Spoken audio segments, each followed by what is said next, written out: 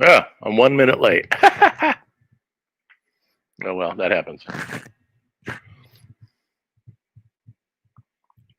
That's things going on. So here we are. It's Friday.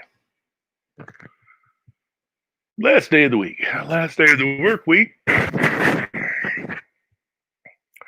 Real happy. My favorite golfer, Jordan Spieth, is 1 under on his round today, and that means he's 6 under, which means he's tied for fourth at the Charles Schwab Open. And that means, well, let's see how he let's see how he does. I want this kid to do well. I want him to come back from his difficulties, and maybe he will. Maybe he will. So this is Blue Boy Brown.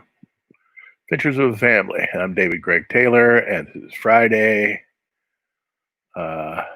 last broadcast day of the week, because I've started taking the weekends off, and that's the way it should be.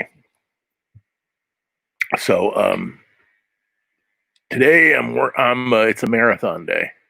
The last couple of days, so I could actually last 3 days, I've had to cut my activities short because of teaching college and running errands for my foster daughter. Make sure she's cool with all the junk that's going on in this world. And so today I don't have any major things going on. So I can have a marathon day. Yeah. Which I get a whole lot done. Which I like getting a whole lot done. So that's what I'm going to be doing. Let me turn down all the volume everywhere.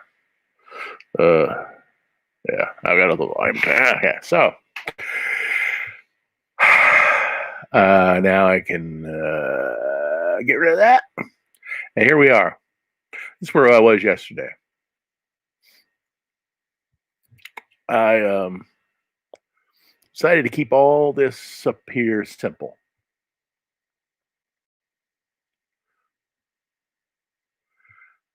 Because since they were barely close-up shots, you didn't want to make them too complex. Otherwise, you'd be confusing everybody. So now I've got the shadows to do.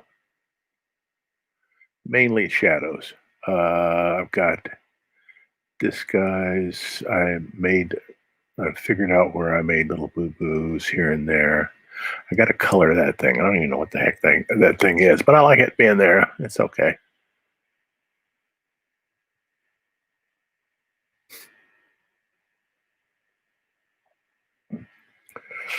And so, well, what color is that thing going to be? Let's make it just a slight variation on that color. That way it doesn't become too important. Oh, why I put it there? I'm a strange person. Okay.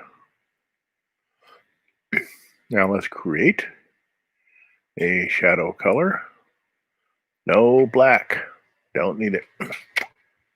About 35.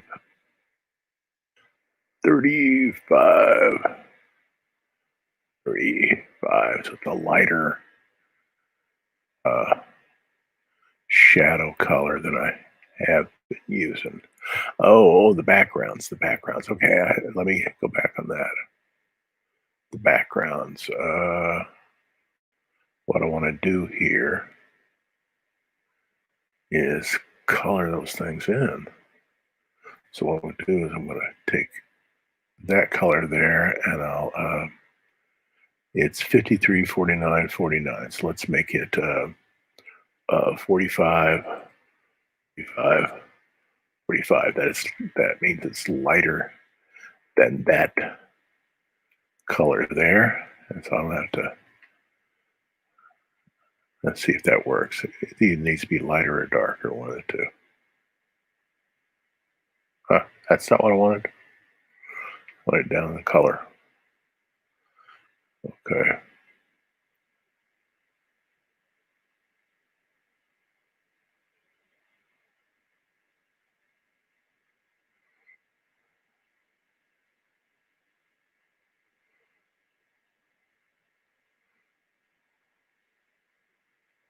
That's probably a mistake. Yeah.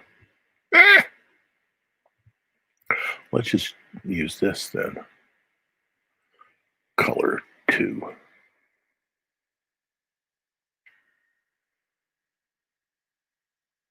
Oh, it said color 2, right? Color 2. Yeah. It's also in multiply. Okay.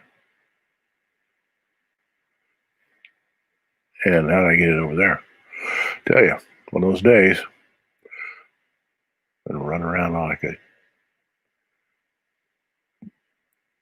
chicken with its head cut off this morning, trying to get everything done. I gotta go to the post office and types of stuff before everything's done. Gotta send out some rewards to my Patreon patrons.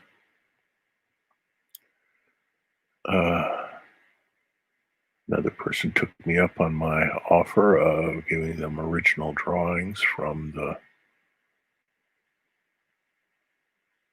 book when they become a Patreon patron. So I'm going to send that out today. I got one to send out. I send an original drawing out every month to my VIPs. I got to do that. It's a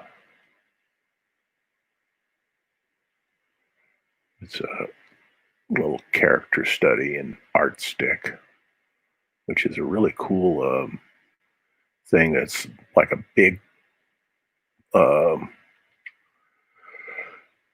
slab of well, it's not a slab. It's just like a little stick of colored pencil. And colored pencils are cool, except that when you want to get really, really do something major with them, they're these little pinpoints, and they get you have to keep sharpening them and sharpen them and sharpen them. So art sticks you don't have to sharpen. Look at that. Okay. So we're about okay. So let's do all that. Got to get rid of that. Got to get rid of that. Hope everybody's doing well this morning. It's 7 o'clock on the West Coast. I can't help that. I might. I have some guests that are going to be on the podcast soon that are in Europe, and so I might change the time that I do this live stream, because even though it's 4 o'clock in the afternoon in Eastern Europe, they might want to do it a little earlier, who knows, or a little bit later. If they got jobs, they're working and stuff like that, 9 to 5 and all that, or they have things to do, I'll have to negotiate with them, see how that goes. Do I have any other? Yeah, a few things up here I want to get rid of. Yeah.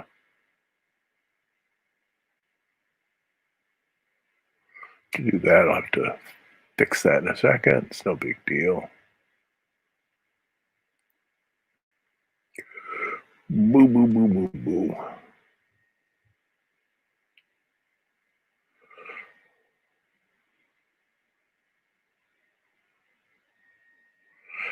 Hey, Ruben, how you doing?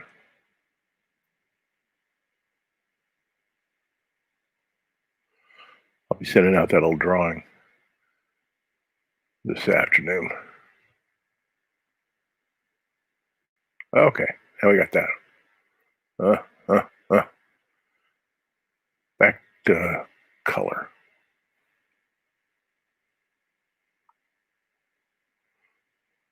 Look at that. Oh, that's okay. We'll see what happens with that. Color, color, color, color, color.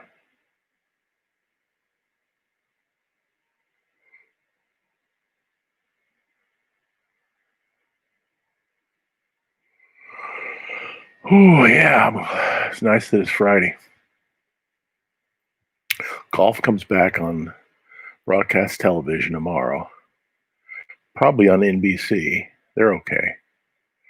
CBS is the best because they got Jim Nance and Nick Faldo. I'm a bit ticked off at them for taking the contract away from a couple of the old stalwart older guys who know everything about golf. I just think they were just superb. And, they've been showing these guys that they let go all during these rewinds. All these weeks that they've been having these rewinds, these guys have been using their broadcasts. I hope they're paying them for them. Hopefully they get residuals. Well, can't do anything about corporate America. That's the way it goes. They're looking to see how they can revitalize golf coverage because I guess it's not as popular as some things, even though it's the hardest game in the world. There's no harder game anywhere. And anybody who can play the game and get under par, I don't know how they did it.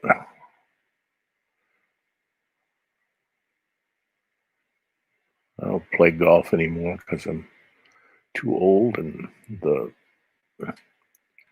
connective tissue does not stretch the way it used to. And so I watch it, and it's a horrible thing that I understand the game so well now, and I can't play it. I understand the game. I know exactly how you play it. Now, getting the mechanics, that would be the problem. You can understand the game. You hit the fairways. You hit them so that you approach the green, and then you use your irons to lob it 5 feet from the hole. Yeah, that's the goal. Doing it, yeah.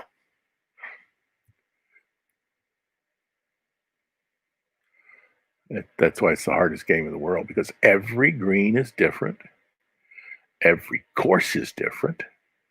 You got to deal with the wind, the temperature of the air, because that will affect how far the ball goes. If it's hot, it'll go farther.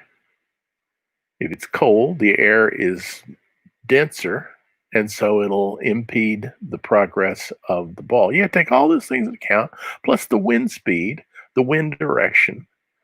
So as far all other sports have a set place where they play. All the basketball courts in the country have the same dimensions. They're in baseball. The stadiums are a bit different, but and there's baseball probably the closest to that because you have to deal with a lot of variables in baseball. But in football, it's mainly the state. It's 50. It's 100 yards. There's and it's all you have to worry about is home field advantage, and being a visitor and stuff like that, because the crowd is what gives you a big problem when you're a visitor. I think that's kind of psychological. Now, let's do this up here. But in golf, every dadgum, and there's different types of golf. What's this? There's different types of what's that? What was that? Oh, I see. It was gee. Okay. Oh, what caused me to do that? Probably from talking too much. 42, 42, 42. That's yeah, that's good.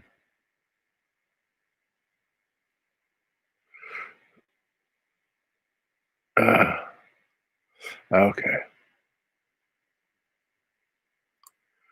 So okay, over here.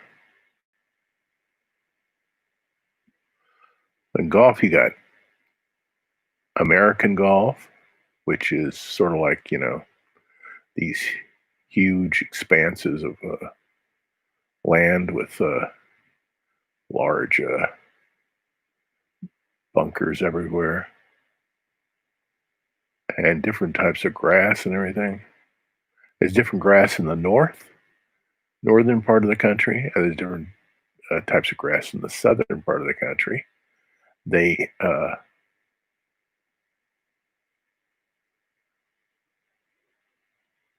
they grow differently. They bend differently according to uh, how they shoot up out of the ground, and so the ball goes across uh, the green differently, and then it's the time of the day because later in the day the greens get harder because they're drying out because of the sun and the wind, and so the ball will roll a totally different way in the morning from how it does in the afternoon. And then in Europe, especially in England, I don't know much about European golf, but in England, you got mostly links play, and you got these bunkers that look like big potholes in the ground and are incredibly difficult to get out of, unless you're Phil Mickelson. Get out of any bunker. And Spieth is good at bunker shots too. He's really good. Um,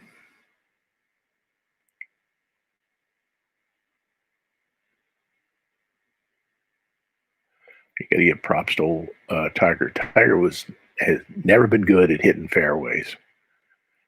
He'll be all over the place, but his short game is so outrageous. That guy can do so much with irons. He's just a genius when it comes to that. And only Jack Nicklaus really has ever matched him in that.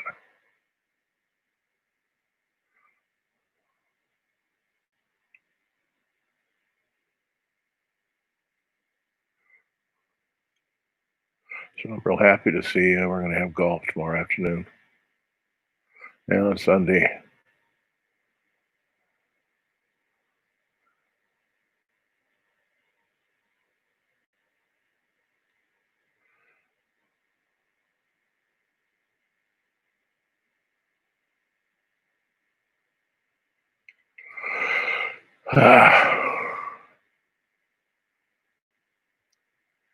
I watch it more, but I got rid of cable, and so no golf channel. That's life.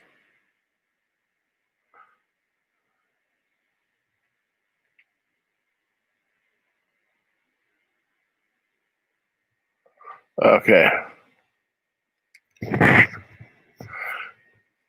Yeah. Yeah. Yeah. Yes, Ruben. I never chucked my clubs into the water. I didn't. I played in college, and I was really liking it. I went off to graduate school, and my printmaking teacher, Mr. Frew, is also a golfer, and my painting teacher, Stan Sante, who went through the University of New Hampshire on a golf scholarship, said you can do one of two things. You can go to graduate school or you can play golf. You cannot do both. Give up golf. If you're going to go to graduate school, give it up because you just can't do it. It's impossible to do both. So I gave up golf, went to graduate school. And well, I was going to graduate school in Brooklyn. Where are you going to play golf in Brooklyn? You have to go out to New Jersey or Long Island or out west, you know. Yeah, no, who had time to do that?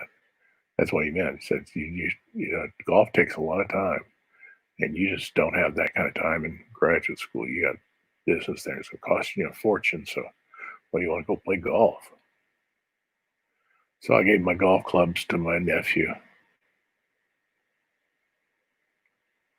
That was it. I didn't know how to play the game anyway. You don't learn too much about playing golf in college golf courses. You know, yes, they teach you the basics and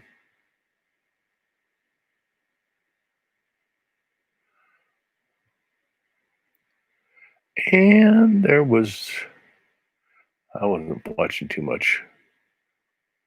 I was watching some golf on television, I suppose. I came from the hometown of Payne Stewart, and Horton Smith. Horton Smith came from the town I grew up in. But all I did was go to public golf courses, little 9-hole things. And you don't learn much about golf from these little crummy little things out by the highway. Oh, well. That was a long time ago.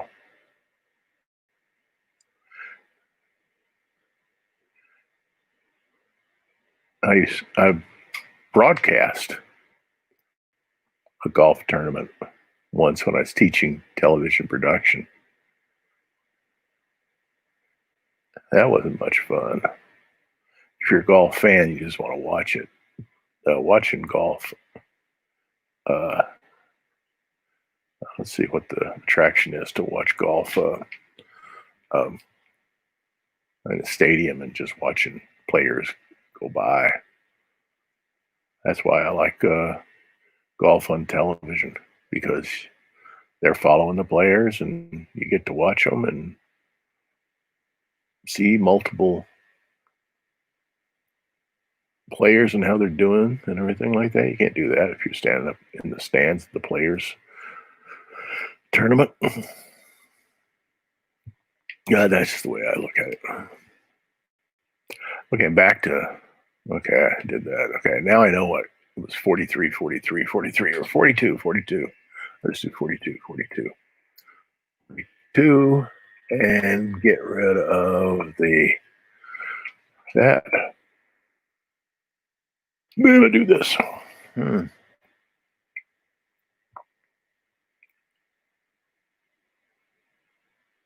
Laura, you must be a big comics fan.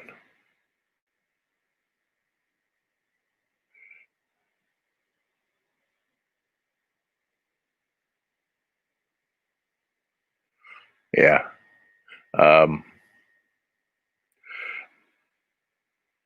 You almost have to have instruction to teach you how to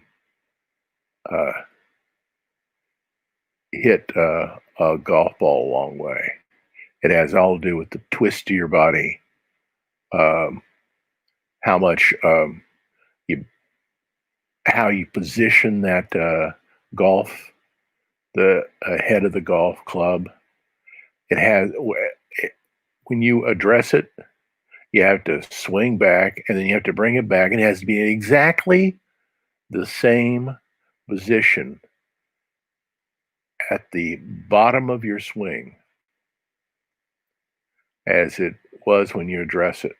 When it hits the ball, it has to be, you're addressing the ball at the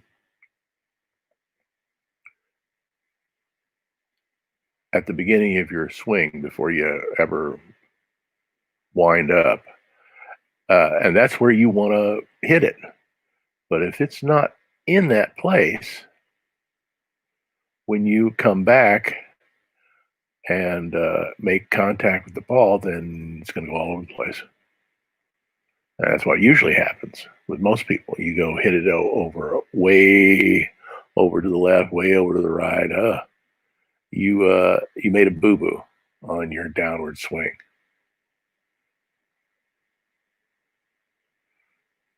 And so it's real difficult. And then you got to get, if you want, these pros are hitting it like 320 yards, 330 yards. That's a long dadgum way, because they're winding up their bodies and really producing a lot of torque, a lot of twisting, and then they just let it go. And it just takes you have to be doing it for a long time. You really need instruction. That's why they have swing coaches.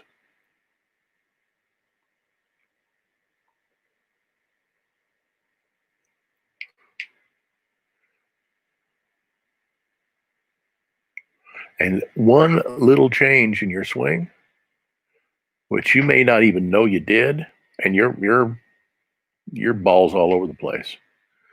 That's what I think was going on with Spieth. And today, I've only looked up till he's on the last I looked just before I started this stream. He was on the 5th hole, and he had hit every fairway perfectly, and which was his big problem. His problem was he was all over the place. He was off the tee. He was just spraying it all over the county. But and yesterday was only his percentage of fairways he hit was only 50%, which is not so hot. Today, unless something happens, it looks like he may have figured out his problem. And if he can get that long game, he can get the off the tee corrected, and then he, with his short game, he'll win some tournaments now, and that'll be the end of this drought. That's what I'm hoping. He's too good a player, and I like a guy like him. I'm real happy he got himself married last year. Was the year before, something like that. Anyway, he married his high school sweetheart. That's cool. And he's a smart guy. He knows what's real.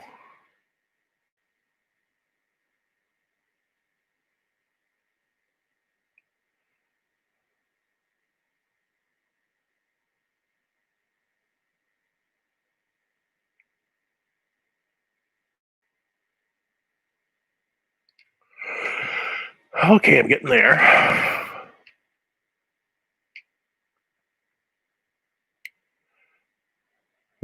Okay. I'll leave those little 2 spots there. Hey, this is watercolor,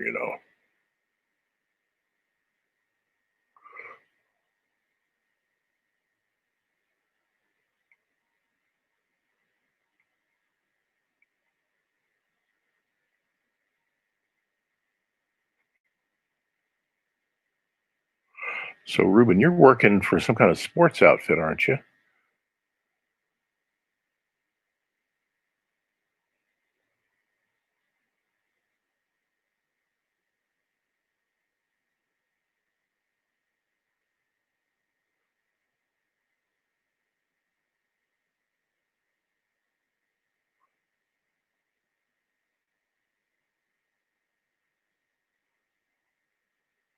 Almost for NBA live team. That's cool. They're about to go back to work in a real strange thing. They're going to just play up in the Disney Oh, basketball NBA simulation game is cool.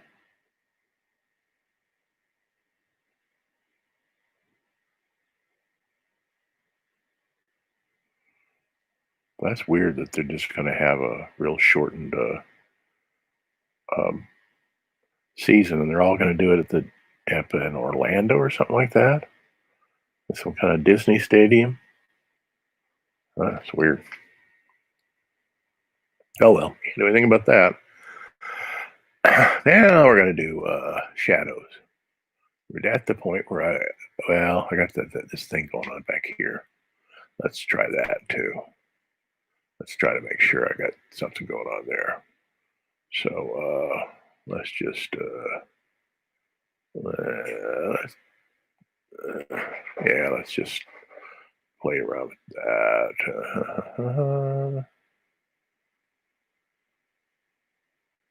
We'll make that simple also.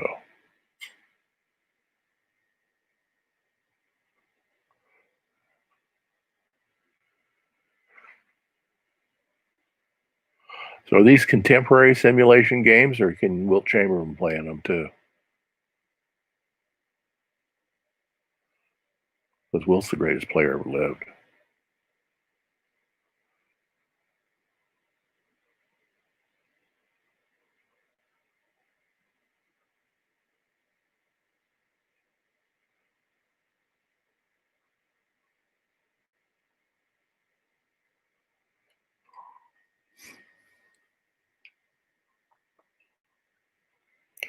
And then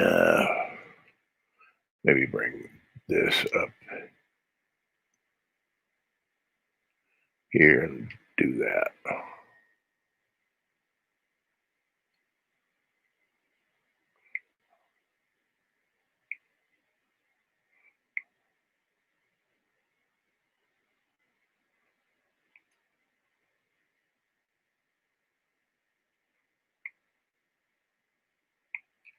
Okay. Clear small errors. That's neat. Okay, now let's go to. I can't imagine not having Wilt Chamberlain in the simulations. Dang, the guy was. Yeah, he can do anything.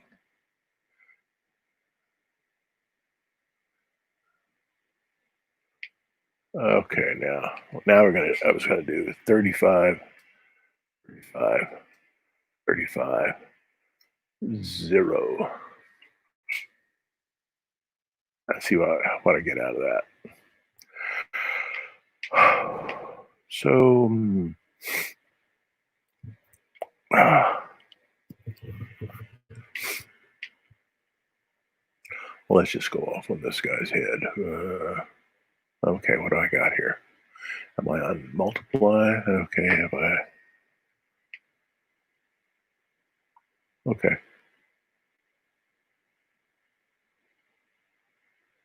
Yeah, it looks like that might work. Yeah, it doesn't overpower the drawing. Make it look dumb. That's good.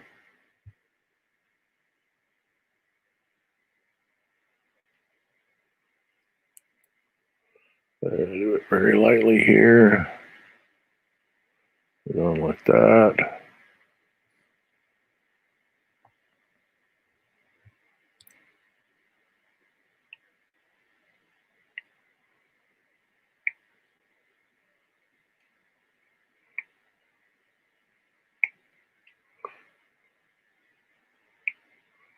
Get this between here and here.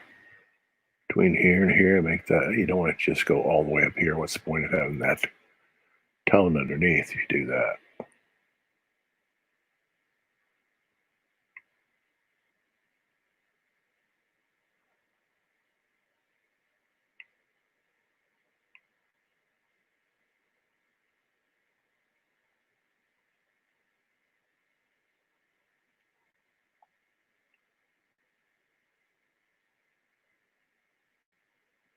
Okay, and then maybe I can. Let's see if this works.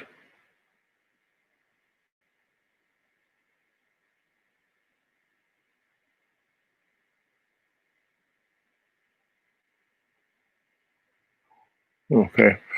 Gotta get rid of this one little thing. That was a little mistake. Okay, now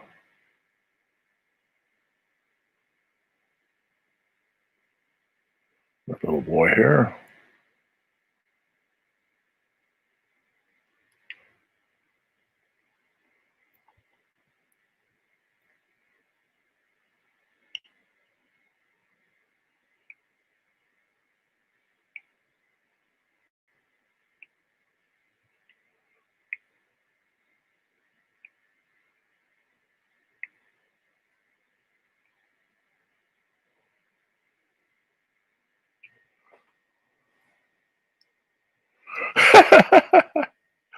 Wow, you made a Dungeons and Dragons court.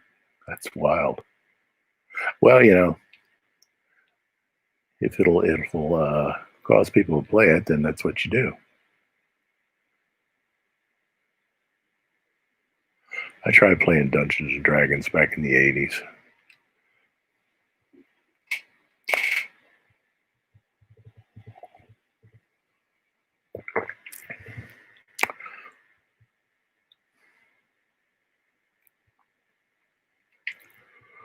Okay, got that. Once I get finished with this, we'll go on to page 76.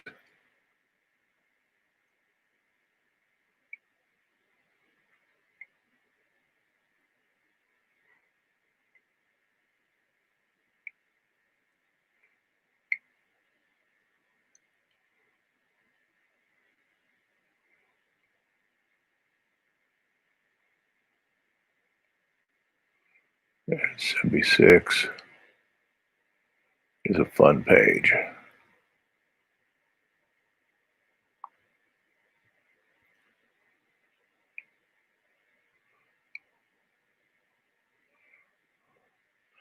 I have a page coming up. I might as well give it away the game because almost never, well, I never just simply swipe something. I never, certainly never swipe anything from comics, but I had this little scene set up and I had been looking at 19th century Russian paintings, which are really good. It's sort of an academic realism, but it's a completely different kind of academic realism. Uh, and I found this one of this group of soldiers, and I just said, I'm going to use that just for the fun of it. And I changed it around and everything like that, but it's basically just an homage to some really fine painters of that time, like a guy named Pippin or something like that, or Ripkin or something like that. I've forgotten what his name is. Been a while since I did it, but that's going to be coming up soon.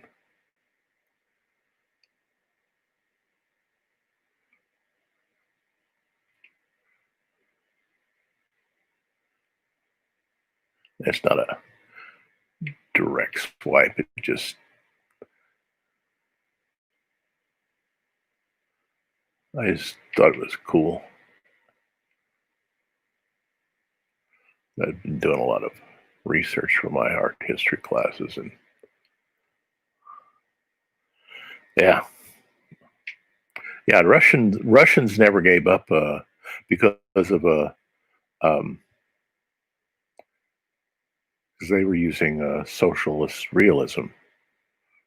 They never gave up academic painting. Since when Lenin decided he didn't like the avant-garde constructivists and suprematists and all those other guys that were doing non-objective art, he said that's not good propaganda tools, and he was all into propaganda. Son of a gun. He just did away with all that, and so the Russian Academy never really went into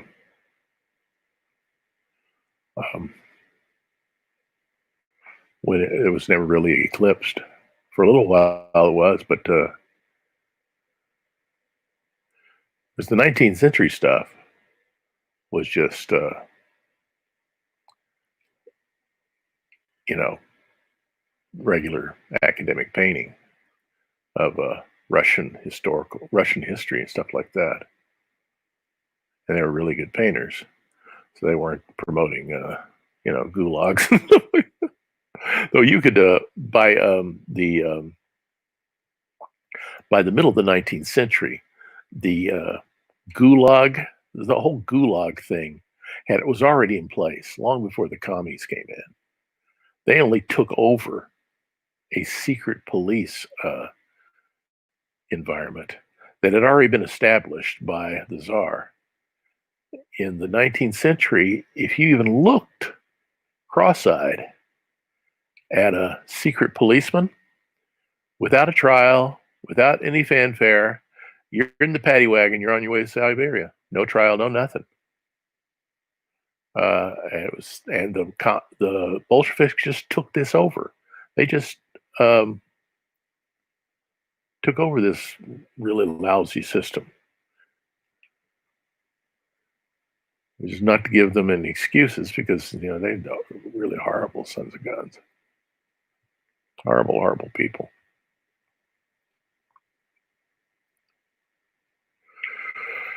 And I'm going to do this just because I want to do it. Just because I want to do it. I'm going to say this guy's sort of like coming around like that. And then we got all this. Yeah, I like this panel.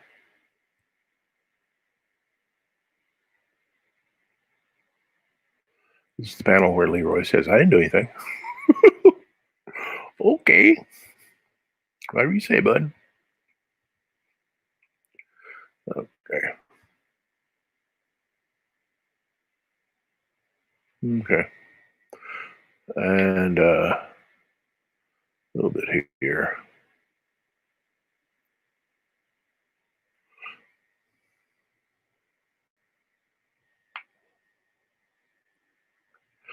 They've never. How do they teach so well? The academic tradition, which is the same tradition that produced Bouguereau and Ang, and really Degas. Degas went through it.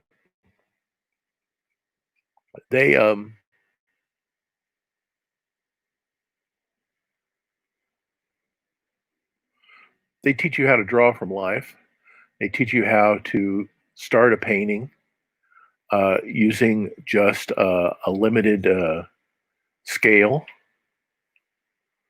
a limited palette, mostly browns and mostly browns, chromatic grays. When I do this, I'm using cyan, magenta, and yellow, 35% each. That's a chromatic gray. I'm not using black. K is black. I'm not using any black. So that's how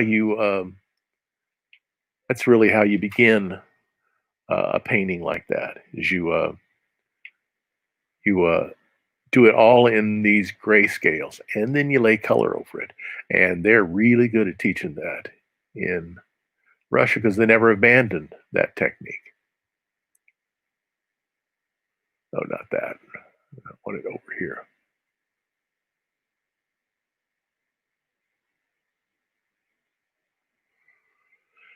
I'm going to have to quiet all this down.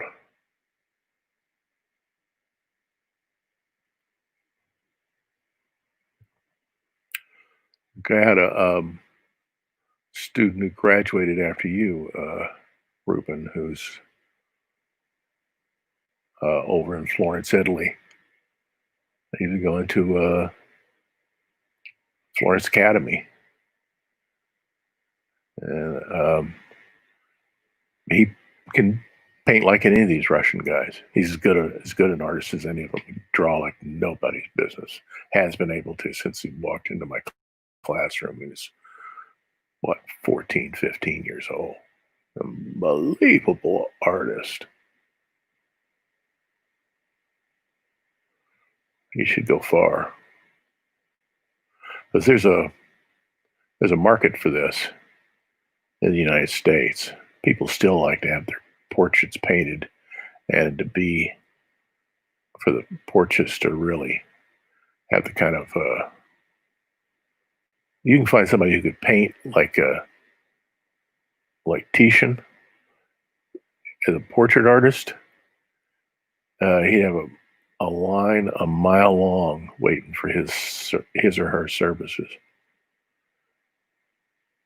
There aren't too many people who can do that. And it's, I got a feeling this kid who's about 25 now probably reached that peak. He's not pushing himself. Well, he's pushing himself, but he's not. He's making sure that he pays his dues. He's learning every little thing he can do. Right now, he can do a Trump loyal portrait that is incredibly convincing.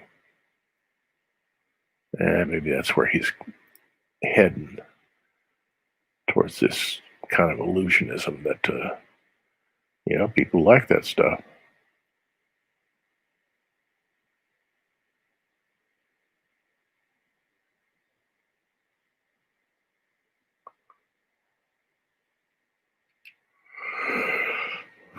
Okay, I gotta soften up a little bit of that. This is a little too, that's a little too much. That right there is a little too much. Don't want his nose to look like it's hard. A little bit of that, a little bit of this, a little bit of that.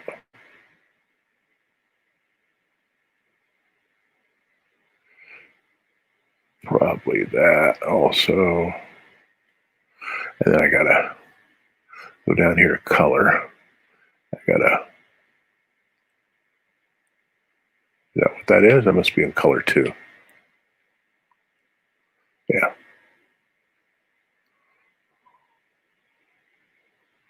And is that in color 2 or color what?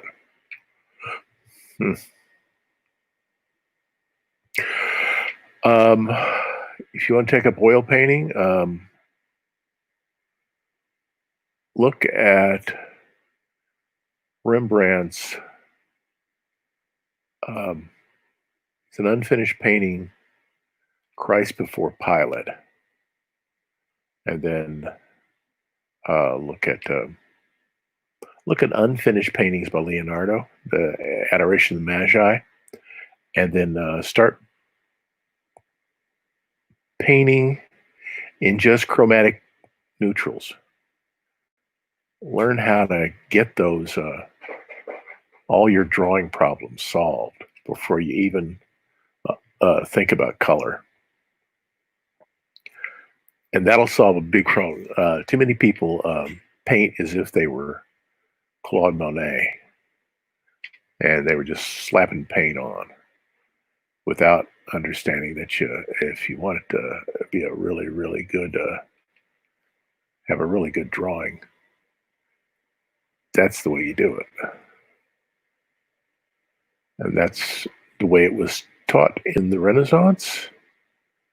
That's the way it was taught up until the Impressionists, when they just started slapping paint on the canvas because they had absolutely no interest in, they were not interested in drawing. Drawing was secondary. It was mostly color.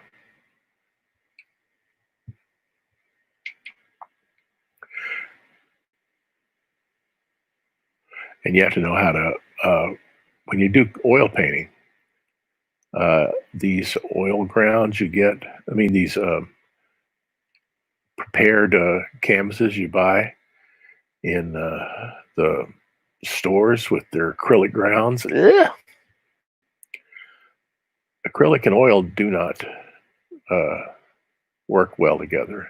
And you can put oil on top of acrylic. Obviously, you can't put acrylic on top of oil, but an acrylic ground, yeah, I'm not sure it has a long-lasting uh, archival uh, history. We haven't been doing it long enough to know if the paint's going to separate from the ground. And you're better off using oil grounds. When I was doing painting a lot in New York, I only used oil grounds, and it's just a matter of taking. They actually make oil paint that's just for grounds. But if you don't have that, you just take probably flake white's the best, though flake white's dangerous because it has lead in it. But you thin it down with mineral spirits or turpentine, and you apply it, because what you want to do is you want to make it lean. You want to go from lean to fat in oil paint, which means, of course, that you have to know something about paint chemistry. You have to know um, how much fat there is in each pigment as it's formulated, because each pigment's made in a slightly different way. So you have to know these things before you even think about becoming an oil painter. Well, you do it while you're working. You can't just say, "Well, someday I'll become an oil painter." If you're going to do it, you're going to have to do it. But you have to along the way, you have to learn how to mix colors so that you don't. What is that? Yeah, that's that. Okay, I'm going to take that out by doing maybe doing this. I don't know. Nope, I don't like that. I'm going to have to take all that out. Yeah, take you out.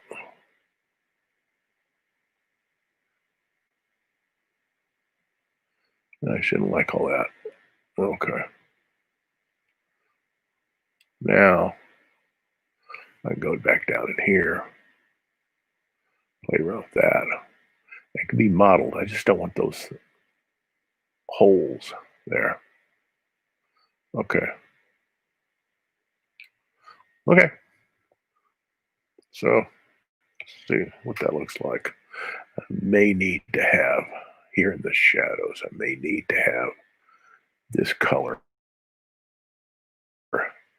Now let's make it 52, 52, 52. And why does black have to creep its way in there?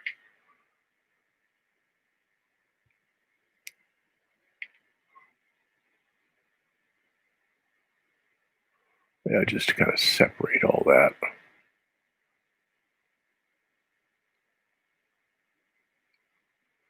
Yep.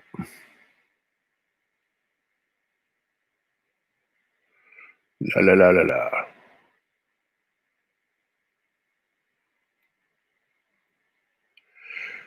It appears I'm going to have some, it appears I'm going to have some guests on my live stream soon.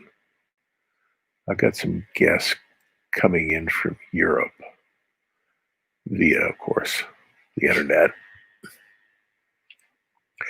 And I've been talking to an old friend.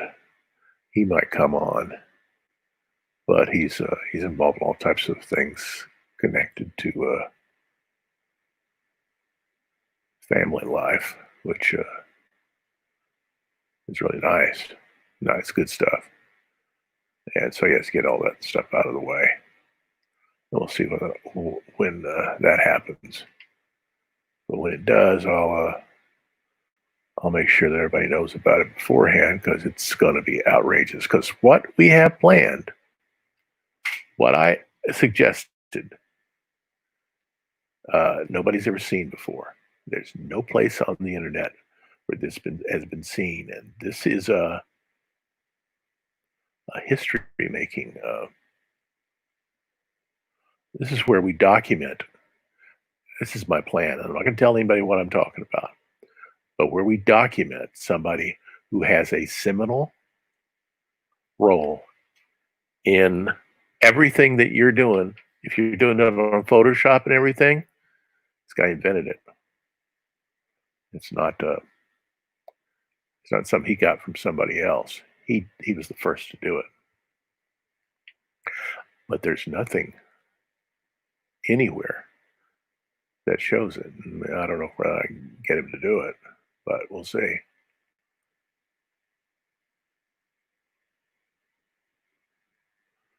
That would be cool.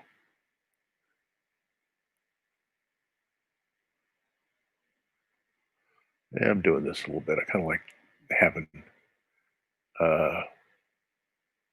steps in value like this. Make it look cooler.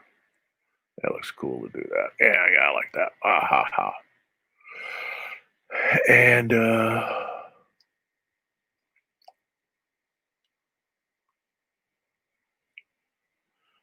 cool. I'd like to talk to people who are teaching comics and everything. I tried teaching in high school, but on the high school level, uh, there's not too many people who give a hoot. It's like to motivate them, uh, and get them to do it. You know,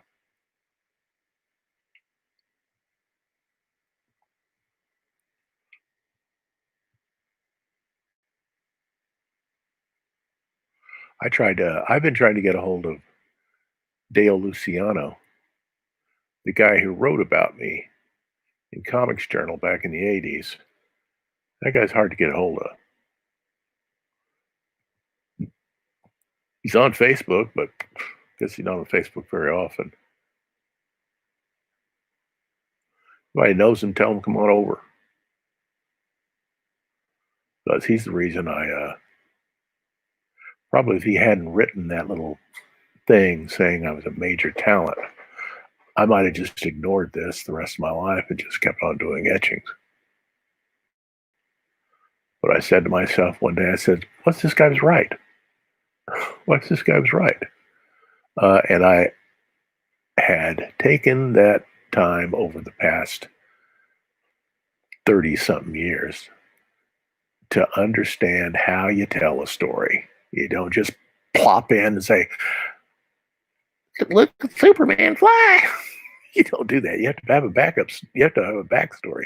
You have to have some kind of development that tells you why these people are doing what they're doing. It has everything to do with theater. In theater, the first part of the play is called exposition. You introduce the characters to the audience, and it's basically that way in all. It should be that way in all storytelling. Sometimes you don't do that, like in short stories, because you're not going to have that many players anyway. But you're always explaining who these people are. La la la, look at that. Well, I'm starting to feel better about all this. Okay, and that's okay. I got that. So by teaching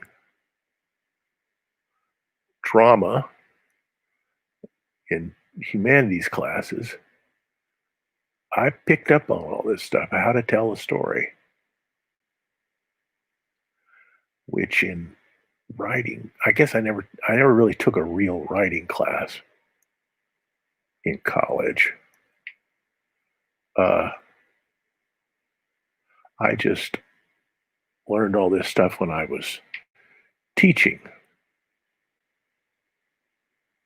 And now it becomes obvious to me that you have to create a backstory, a reason for people to give a hoot about your characters, which is what I've done in the first 50 pages. I spent creating a backstory that's going to explain everything that happens in the rest of the book. And I've got 9 books planned. They're all related. This is not this is not some kind of episodic thing like Twilight Zone. All these stories, all these 3 books are all connected. But they're connected in what I would refer to as in a literary way. It's all one family, and they all have one thing going on, but it plays out over a long period of time. And I've already got it planned, and I already know how it's going to turn out. I've already got it planned, and the actual stories are written. Now, the scripts aren't written. The comic scripts, I'm leaving that. I'm going to start the second comic script for the second book soon. I've got this book finished. It's just a matter of coloring the dang thing. Because I decided I wanted this to be a real cool color job.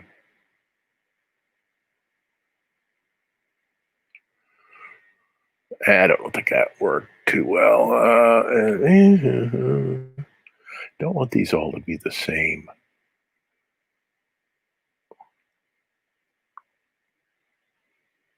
Let's see if I could just get rid of all that.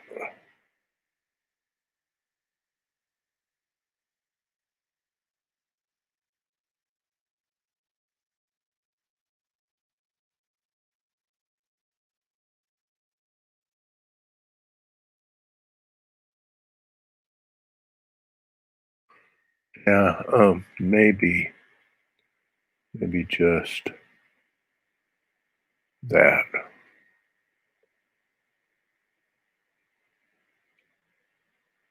Yeah, just that. Okay. And up here, I noticed I had this little notch. You don't notice these things until you actually start to apply color. Now I'm going to have to get rid of that.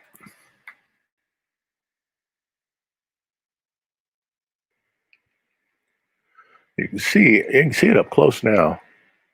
It looks just like watercolor. Don't you just love this, where you actually are able to do watercolor, which I got pretty good at one time.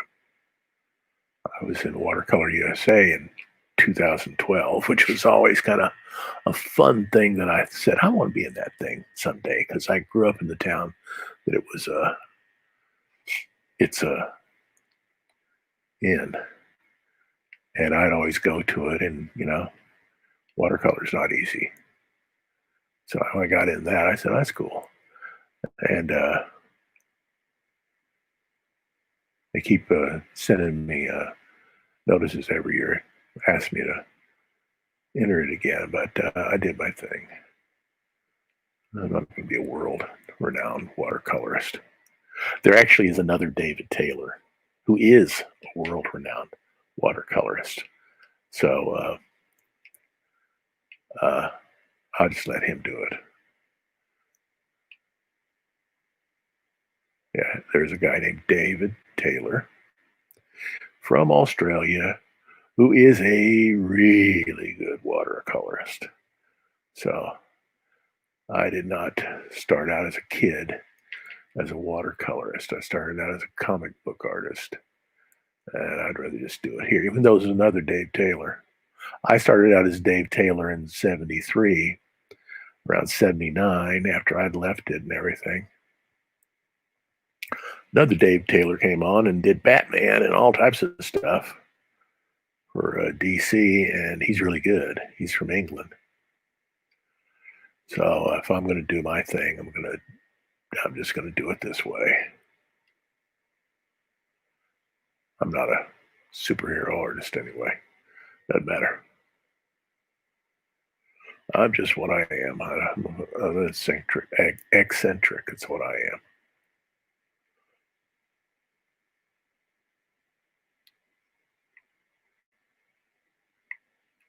I'm a real eccentric. Oh boy, look at that. Okay. Now I've been doing this for about an hour, so I'm gonna. Okay, that's looking good. It's ready for word balloons, which I do in Illustrator. I want all the word balloons to and words to be in vector because I want them to be as sharp as a edge of a knife and not uh, have any no pixelization, which you can get real easily if you do your lettering in Photoshop, or you have to go through all types of rigmarole to get it ready for whatever you're doing. Now, let me over here. This bothers me. This bothers me. Right here, this bothers me. So here I have this, which works, and this works. This is bothering me. So maybe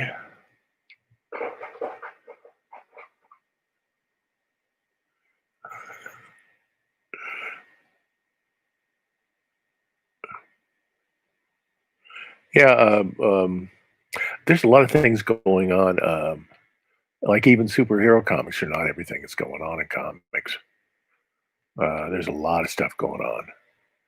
Uh, I'm more interested in art that comics that would be referred to as literary fiction.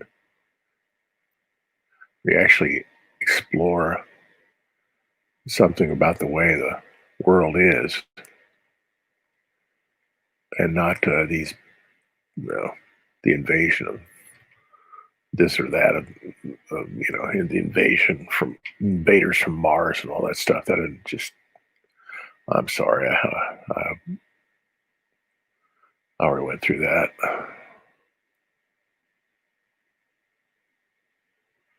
I just can't read another Lex Luthor story.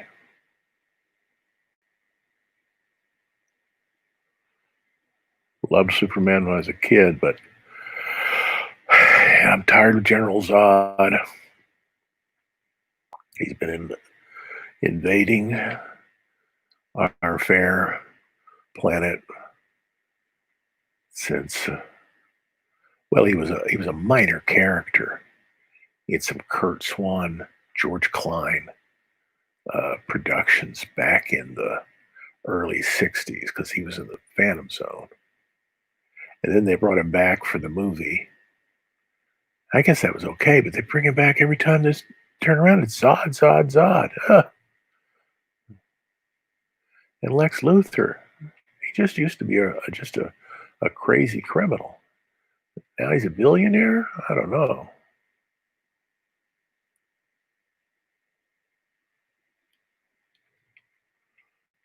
Now he's a redhead.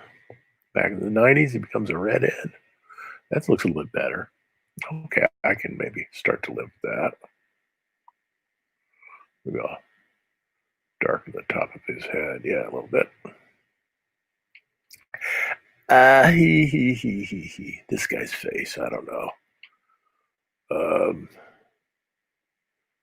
maybe I can do a few things. So I'm gonna.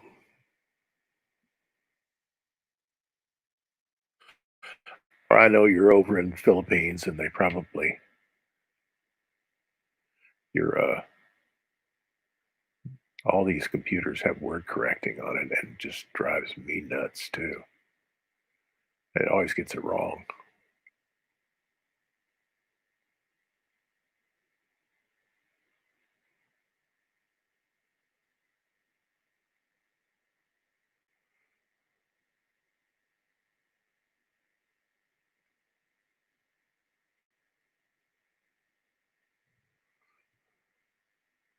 Oh, look at that! I forgot that. Let's color this poor guy's eyebrows. He hasn't lost them yet.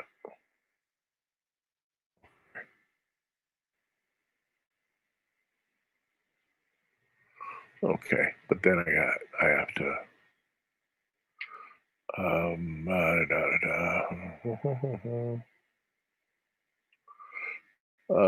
yeah, I don't want that. I want it to be like 52, 52, 52, and no black.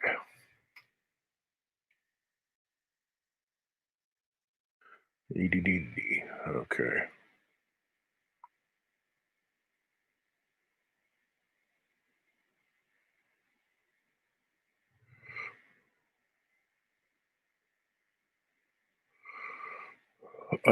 Hmm.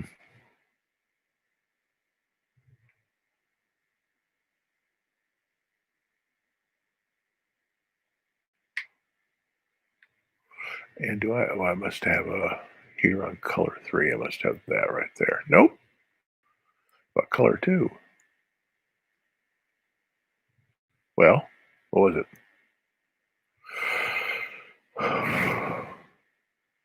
Oh, I didn't want that. My blending options opened up. I didn't want that. Yeah, that was a little too hard. Okay.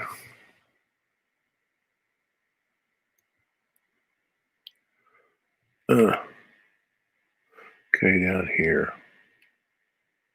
Yeah, it's okay. Well, up here in color, I probably could get rid of these little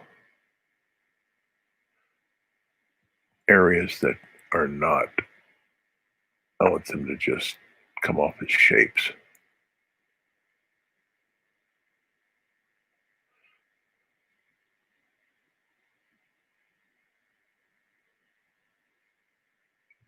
Okay, now,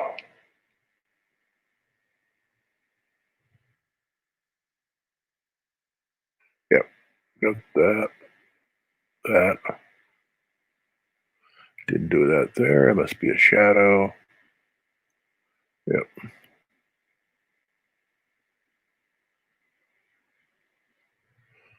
And then for some reason I did not um, get that color in there correctly, and now I will right now. Okay.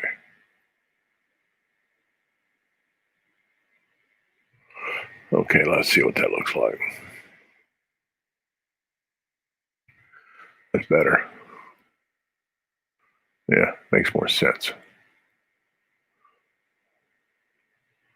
Okay, so got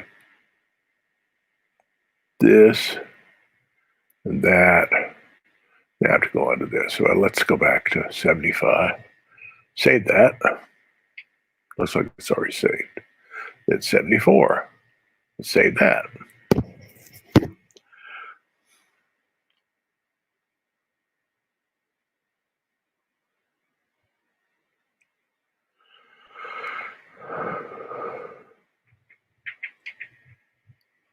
Okay. Yeah. This was originally, I had, oh yeah, this page. Oh, I'm not going to show you that page yet. So,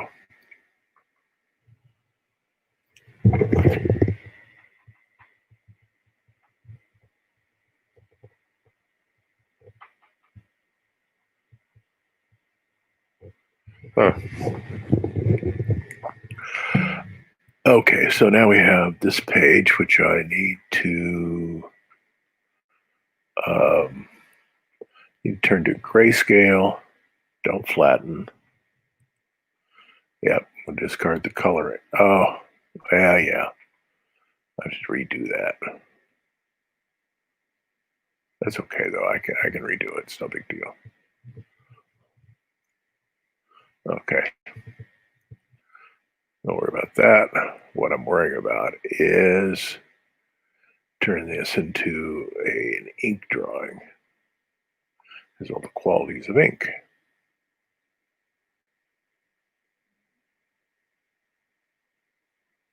Don't want it that crazy. Maybe right about like that. And bring it up here. Yeah, that has the qualities of an ink drawing.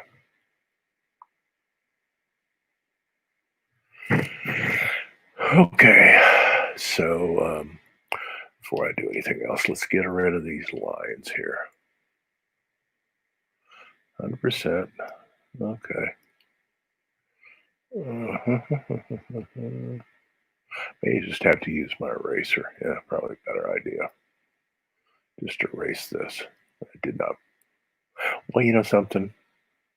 What's the point? Why don't I just lift this up? There. Got rid of that. Get rid of this over here because that is the border. Yep, I have to mess with that. That's always pain. And of course, that also changes my borders elsewhere. Oh, I can fix that. I can fix that. Okay. So then,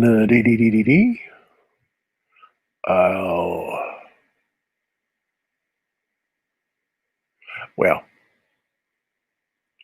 let's just do this.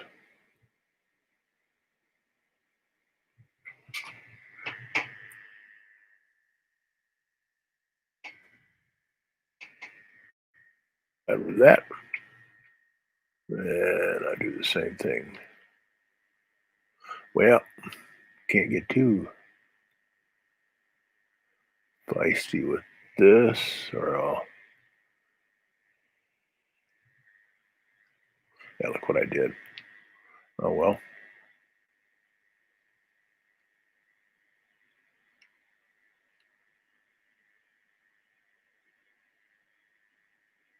Oh, that's what it is. Up here, I need to erase a little bit of that.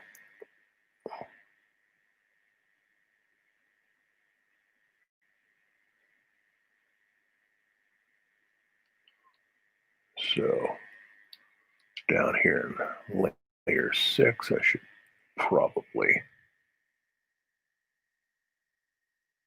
smooth that out.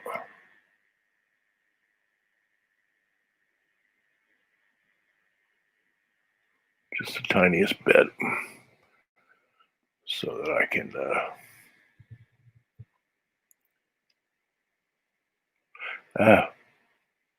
yeah. See, there are some things I do well and some things I don't.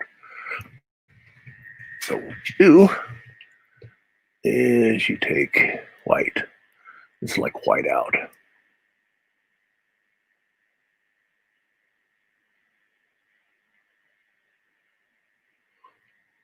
And then just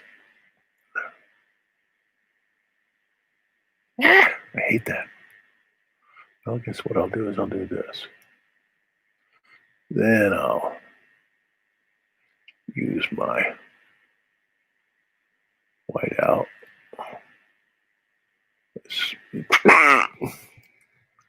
Smooth that line up.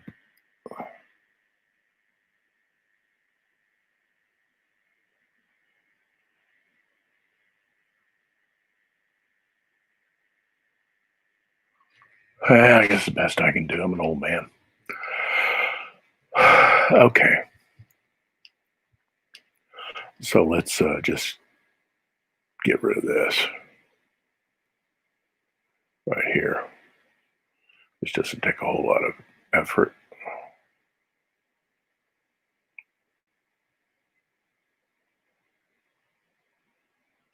Fortunately, I can do that. I can do this.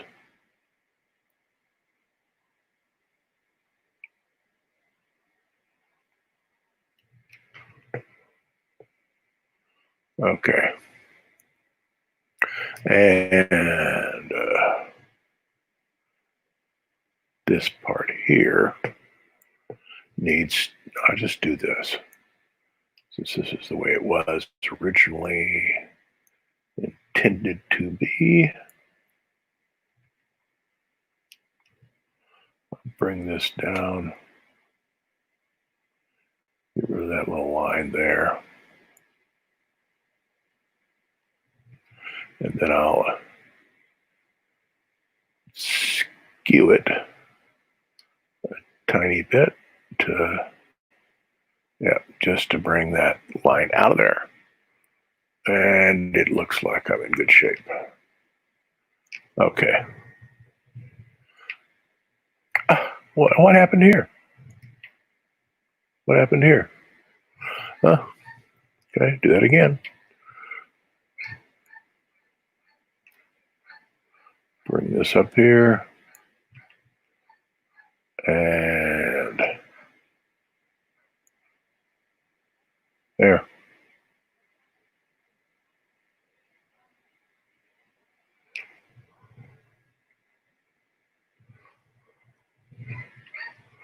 Get rid of that.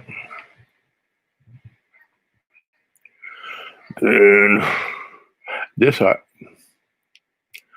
should I do that? Maybe I should do it like this.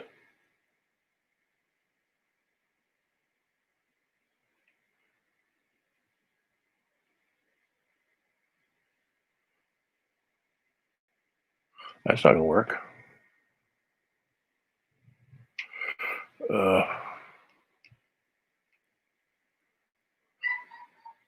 I'm just going to erase that. Yeah, there's no choice there because otherwise I have to mess with this again. I don't want to do that again. So do that and then draw back up here. And pray that I can do it so it looks like it matches. Okay.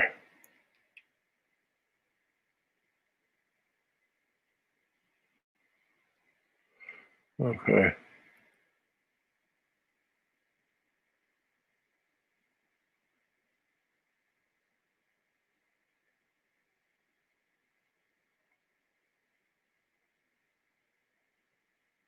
Just kind of disguise this. Oh boy. Okay. And maybe extend old blue boy's jaw over here. Okay. Wait a second. And I do it like this.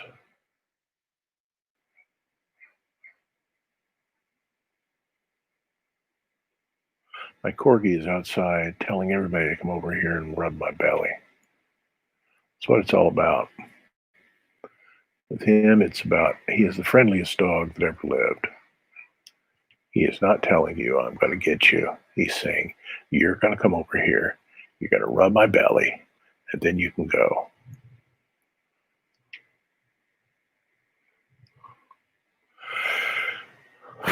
Okay, lock that.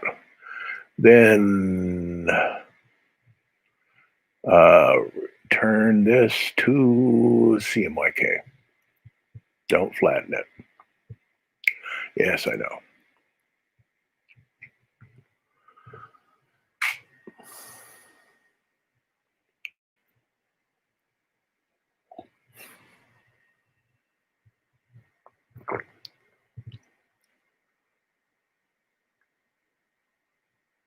You're an undergraduate in high school? What's an undergraduate in high school? You're in high school and you're married? Well, that's nothing wrong with that. My grandmother was married at that age. Yeah, corgis are cool.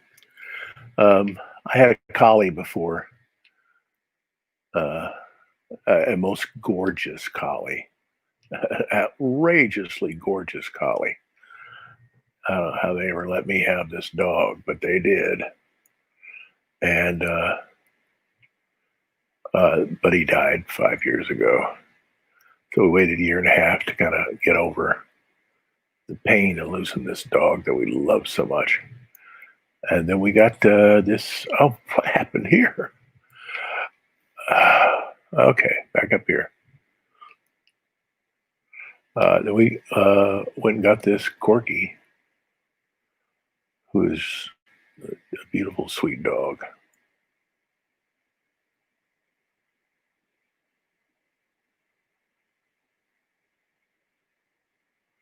And he's just the friendliest thing you ever seen in your whole life.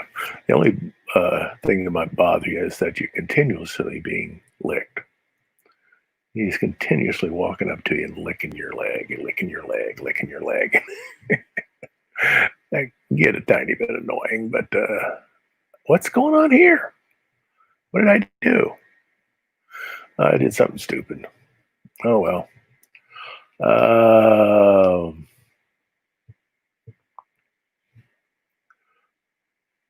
Okay, let's take all this out.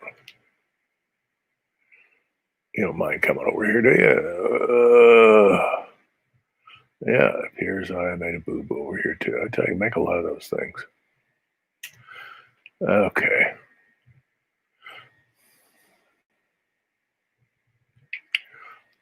Okay, let's fix that again.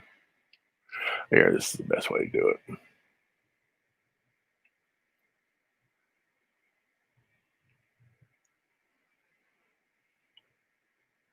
We're up in the border, yep. And bring this over so it matches up to that. And then filler. That way, all of them are the same on the same D, same level. Okay, we got that. We have to do the same thing here, except that it's these little preparing things drive me nuts. Yeah.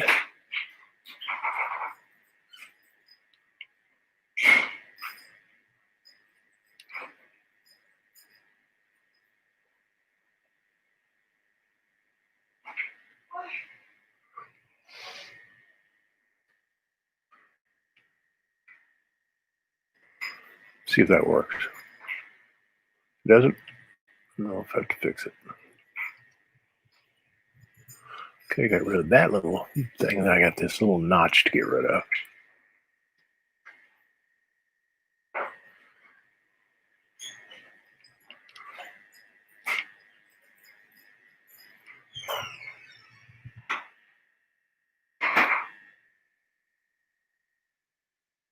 There. Ow. Oh, yes. Son of a gun.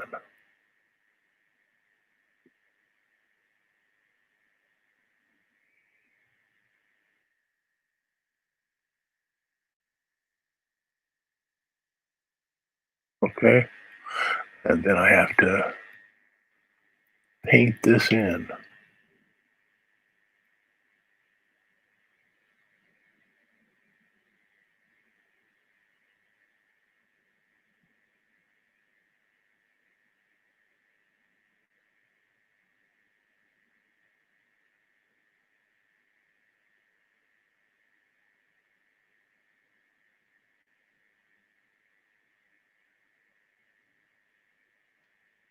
Okay.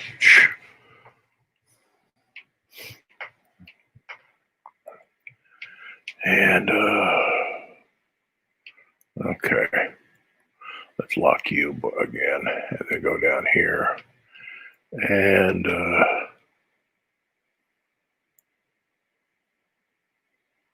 you need to bring this over a bit.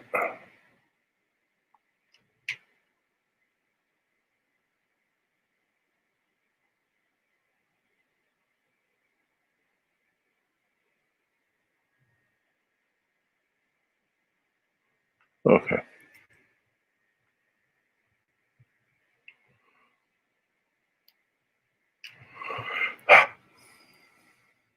Okay. And I think I had a little white over. I don't know why, but I have a little bit of There. Any more? Nope. Okay. So, lock that.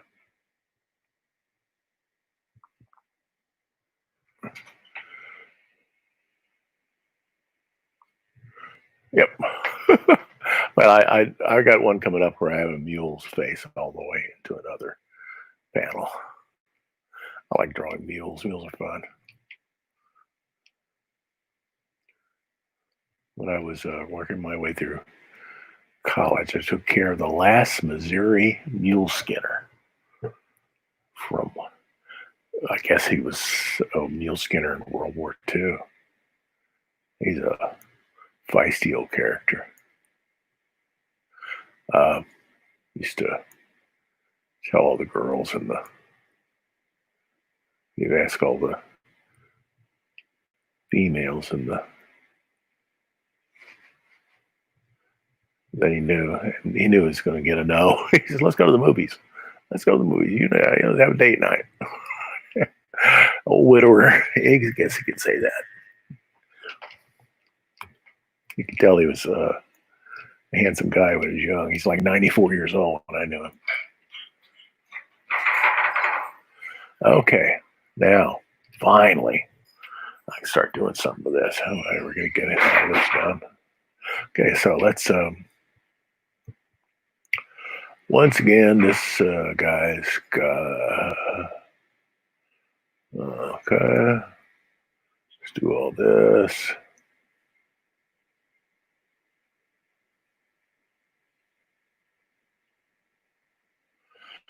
I have to remember this guy's got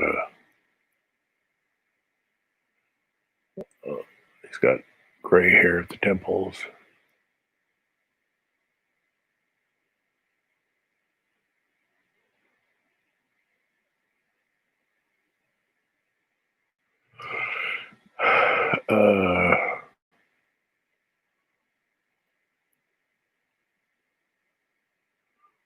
So this look like he's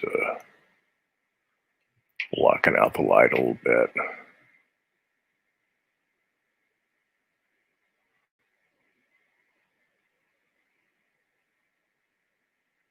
It's my best drawing of the deputy here.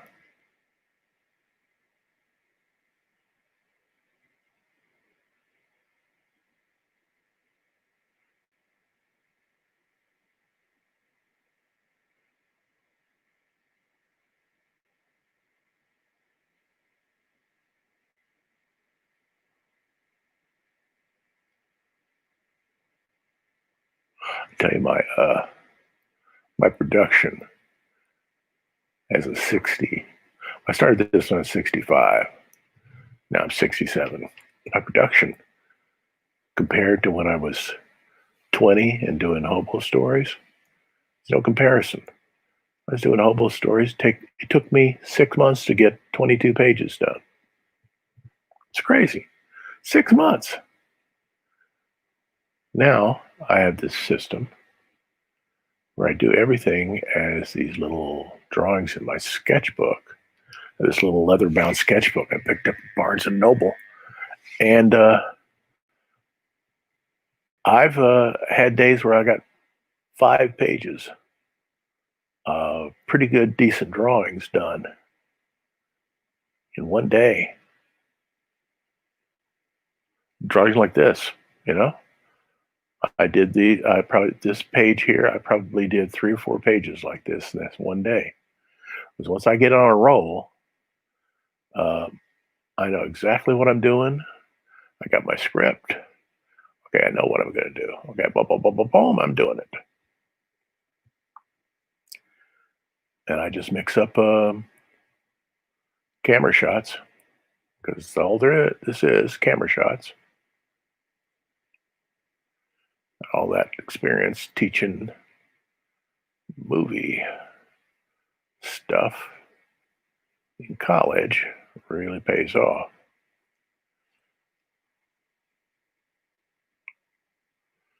I'll give this guy a big old blue boy some props.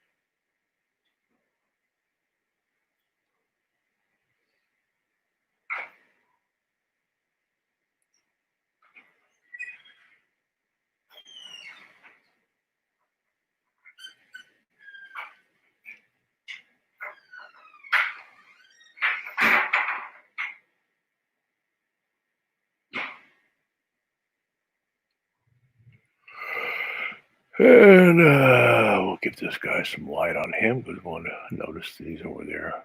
Oh, it's not working, is it?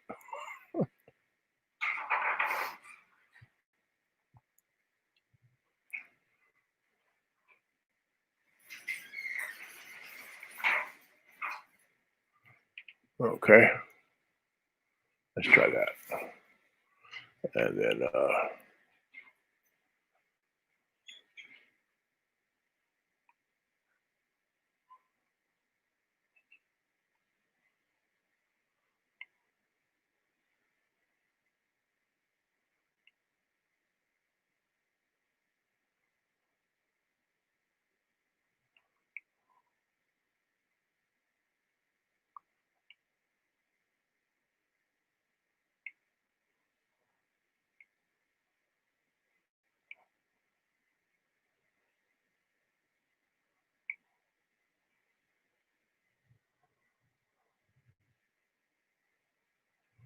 okay. We'll just, yeah, maybe we'll do it like should do it like that. Or yeah, do more like that. Purely derivative from film noir lighting, which I absolutely adore. There's nothing more beautiful than film noir lighting.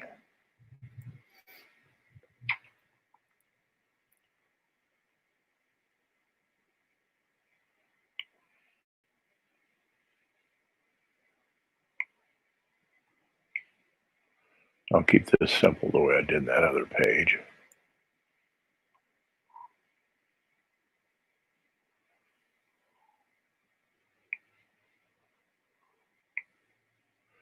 I'll try to make it seem as if this is the shadow from Blue Boy. And these guys will just do like that. And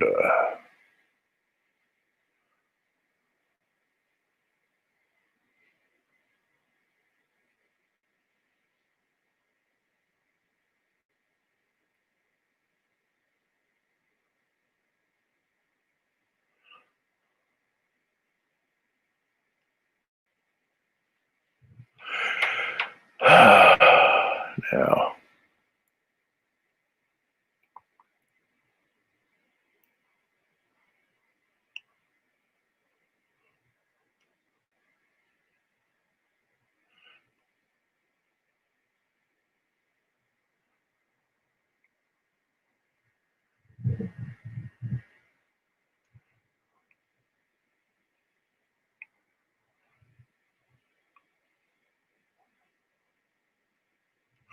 that was a boo boo. I just go like that because I have to bring that line back over there because otherwise it looks stupid.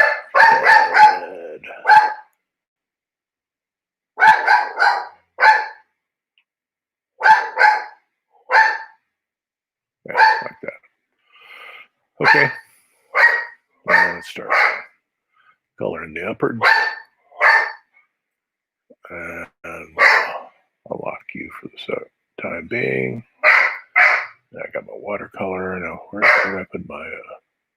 I haven't gotten my color layer yet. Okay.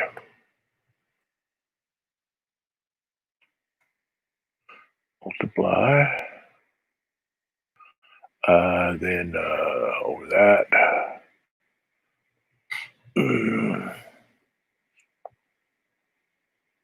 Shadow. All right. Yep, I did. Okay. I can add more color layers if I have to. Now, being that we want to keep everything consistent, go back to page 75.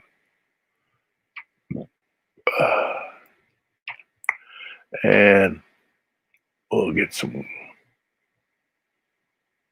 peachy pink colors for these guys. Might as well start with the deputy. Yep.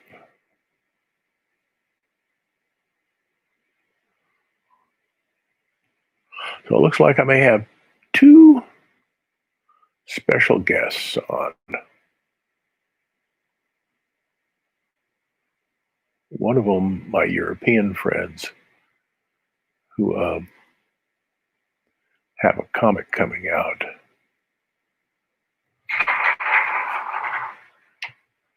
And I'll say more about that when I know what date they're going to come on and what they want to,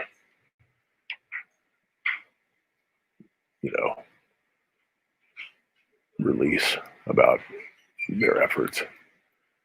And then a podcast that I hope will be almost like a vidcast. This isn't a podcast, this is a vidcast, a live streaming vidcast that is actually historical. That is just like history making. So, because this guy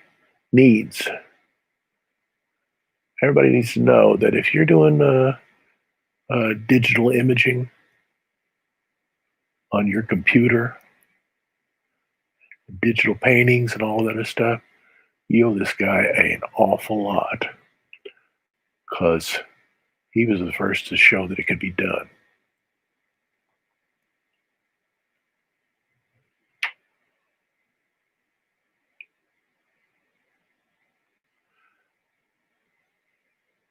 And he's also an outrageous painter. Really push the old paint around. Gonna get some heads up on oil painting, Ruben. Yeah. Though he has a very quirky way of doing paintings. He's very much an eccentric like me. And he just has so much raw talent that he can take just about anything, turn it into something gorgeous.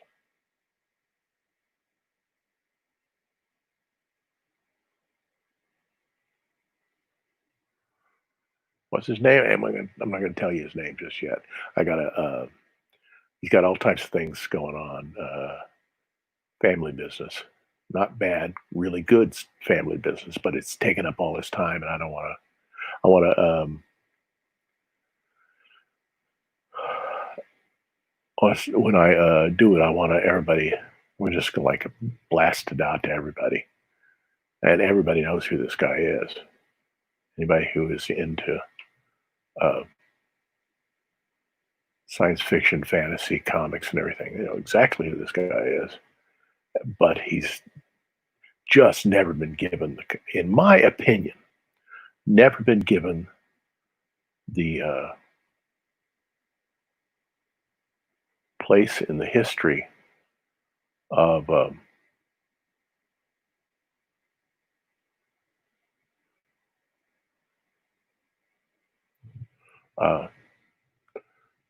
um, fantasy and science fiction art that he deserves. Because I started doing digital paintings and everything after I saw he was doing it, talked to him on the phone, and I said, hey, I think I'll try that out. And my first efforts were, pretty forgettable, but I learned over the years how to do it by hit and miss because there was nobody to teach me or anything like that. I was too old to go back to school. Once you get past graduate school, you don't want to go back.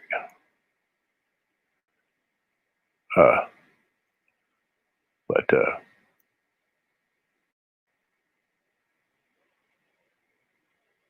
this guy did it before anyone. Nobody was doing it at the time he did it. And he had to invent it on the way. Heck, when he did it, he didn't even have a computer. I don't even think he had a Macintosh. This is back in the 35 years ago, more than that. I don't even think there wasn't even such a thing as desktop publishing at the time. It was all very, very early in the whole thing. That's why he. That's why I kind of think this would be cool that he would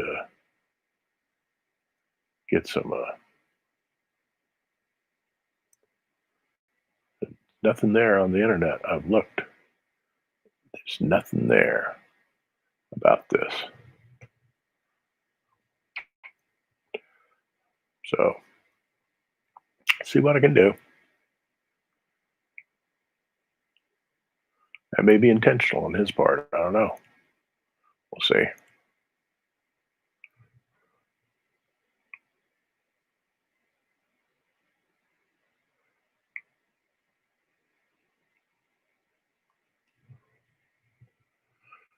Okay, more skin color, which I'm going to have to do variations on.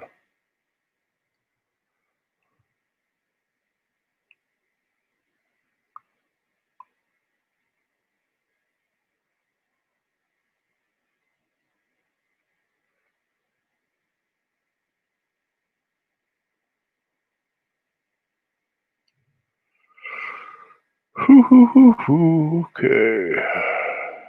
Starting to get there. I'd like to actually get most of this one done today. It's not horribly complex. It's not like the Battle of Gettysburg, which took me several days. Maybe it was 2, 3 days to recolor.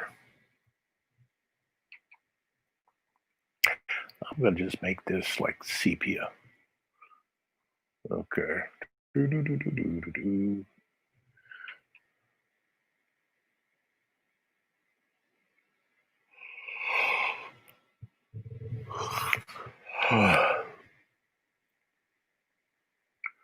Oh, well, no, I'm going to do that guy's hair.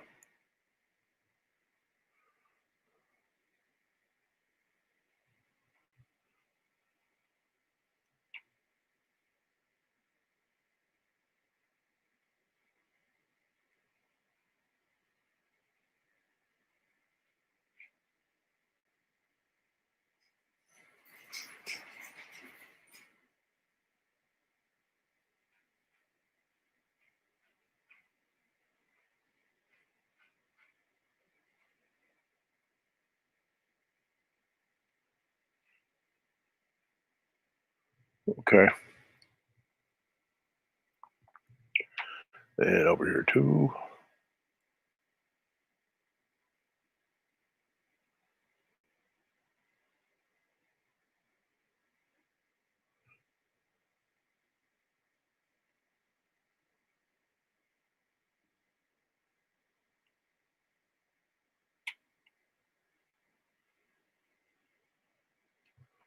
And then over here.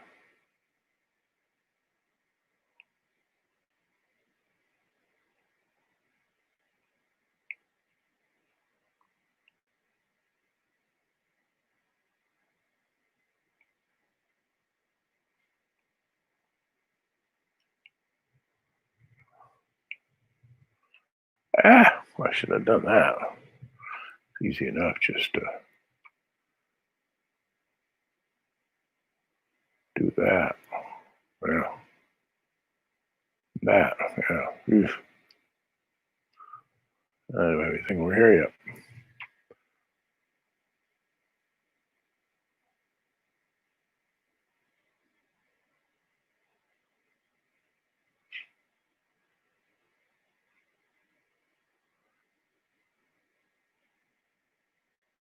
It's always down your temples that gray hair starts.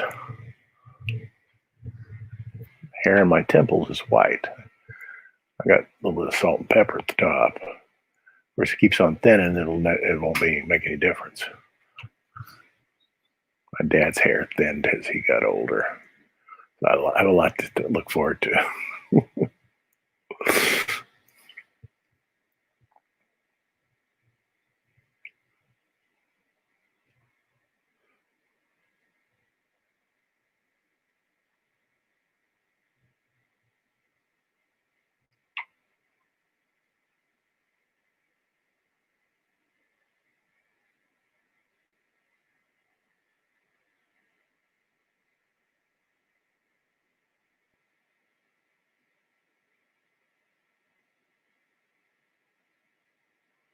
No.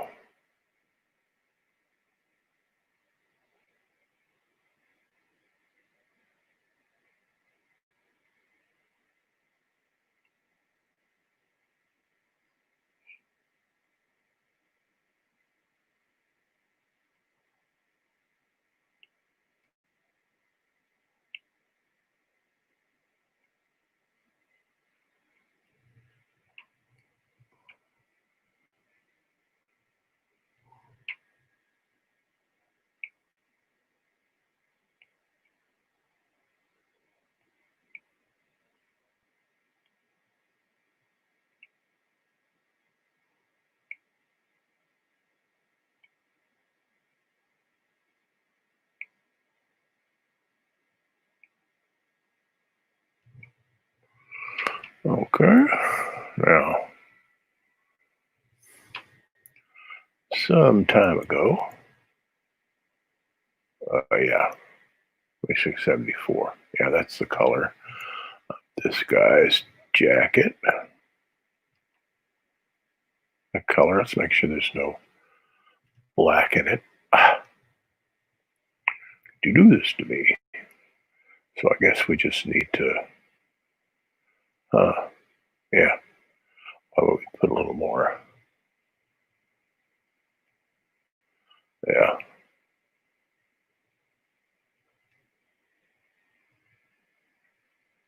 Oh, more like that. Okay. Make that the color of this old dude's jacket.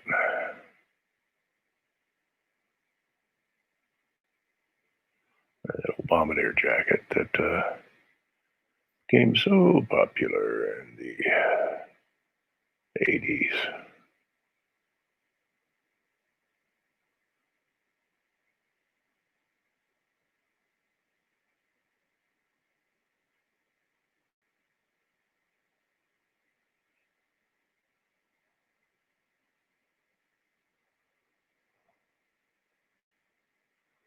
Well, wondering. Yesterday, I showed a video of me drawing on the previous page. I may actually have a video of me doing that. Maybe I can look it up in a few minutes. See if I got it. I don't think I'm going to necessarily show it today.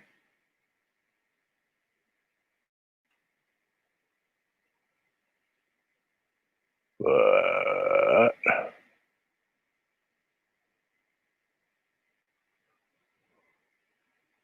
need to show it sometime. I was very sporadic in my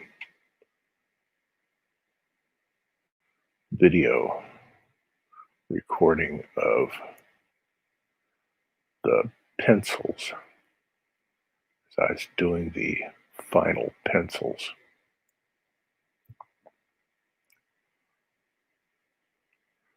Because sometimes I'd do quite a few pages during the day. Or it's just hard to. I know when I was doing these things, these large ones, I'd do one a day at the most. I just didn't. Times just didn't feel like doing it. So I kind of wish I had, but it's not the end of the world. Okay.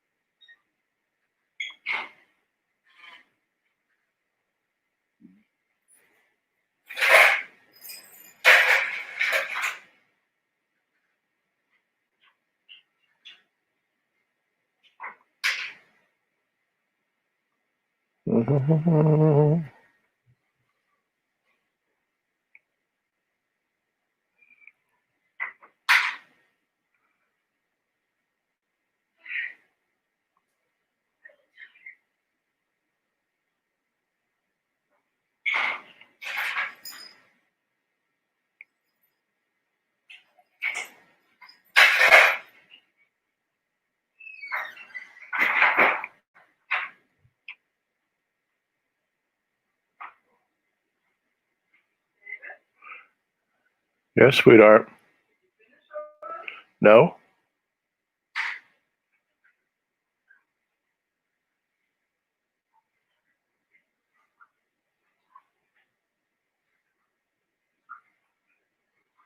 Ooh, la, la, la.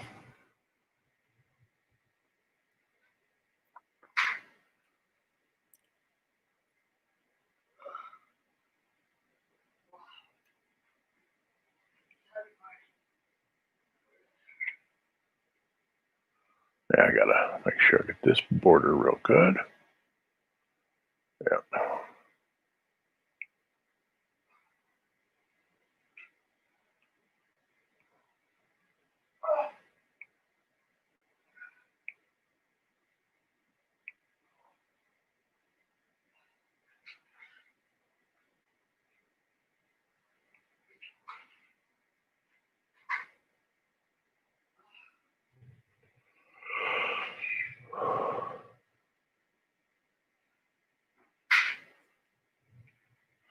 Okay, this guy's kind of got on. Let me see. Yeah, we gotta do that. Don't want to leave that undone. Nope, don't want that either. Be like this.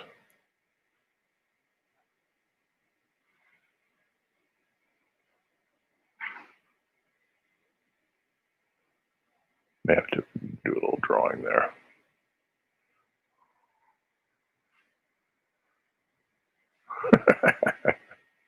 Yeah, my exposure, my forehead has been going on for a long time. I know exactly what you're talking about, Ruben. Yep.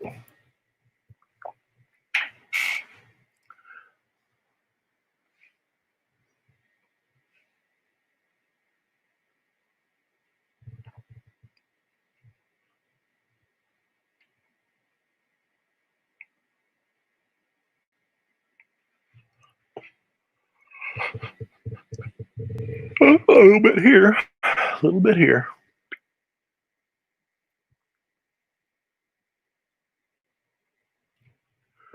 Okay. And then, oh, keep using my trackpad. It's not a good idea.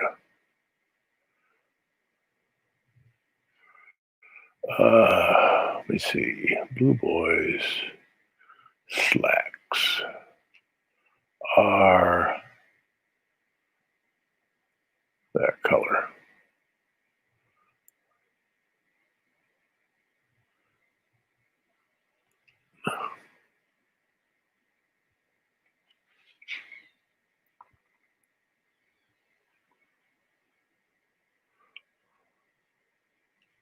Ooh. Take these earphones off my ears, man. It gets hot.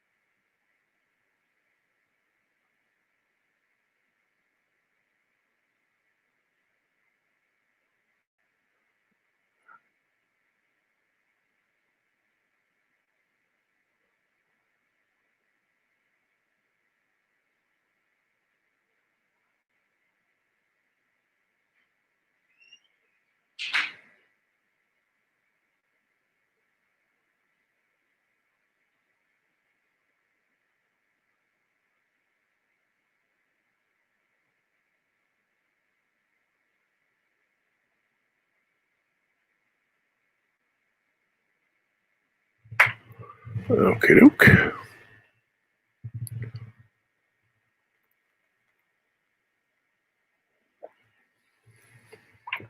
I missed that part.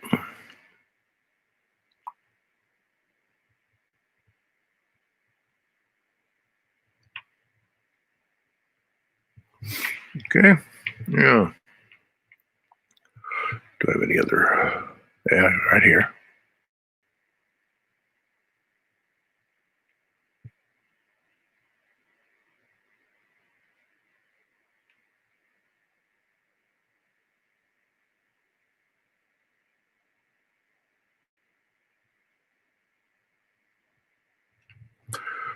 Went to the dollar store on Wednesday. One of the best things about the dollar store, the best part I love about the dollar store, is you can buy hardcover first editions there for $1.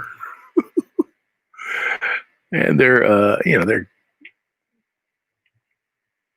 you don't sell everything. So they, instead of a cutout bin at Barnes and Noble, they sell them to these places, and you get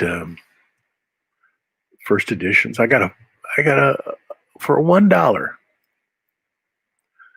I got a biography on Alan Moore by some guy. A really fancy book. Got a novel about Rochester from Jane Eyre. I saw that and immediately got it for my wife because she's crazy about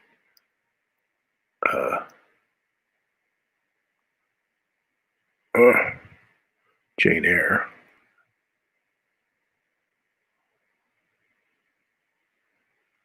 And all types of really cool stuff. And I love hardcover books. So I pick up half a dozen, cost you $6. I love that. Best part of the whole place.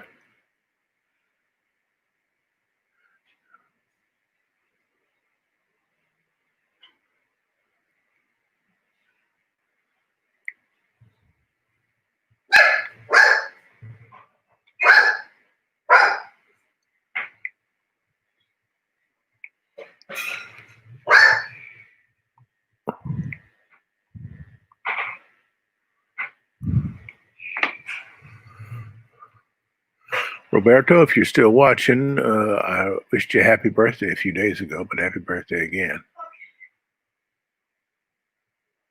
You're still a young pup. You barely started on the gray hair.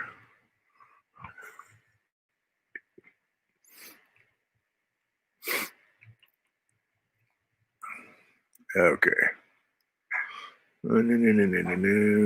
Oh, I forgot to give this guy the treatment on his face.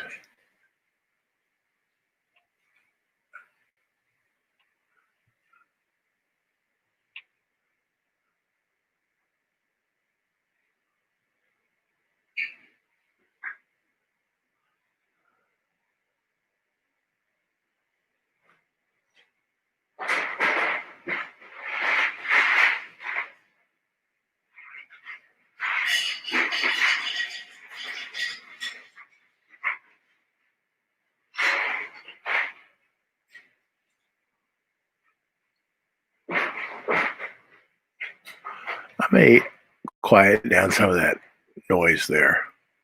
That may be a little too much going on there. May not need it. I'll see.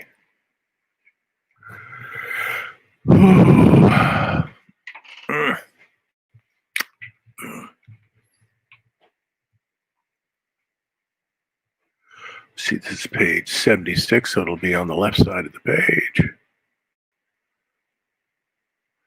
77, what is 77? I've got 77 around here somewhere.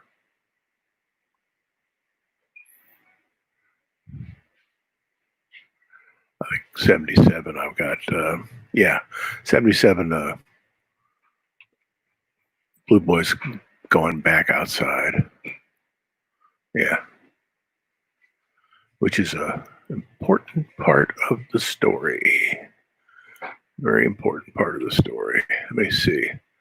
This old geezer, well, he's not old. There. Yeah. I'm not going to need much in the way of green for him right there. Let's bring it down like that. Yeah. A little bit like that. And we got his mousy brown hair. Got to have his mousy brown hair.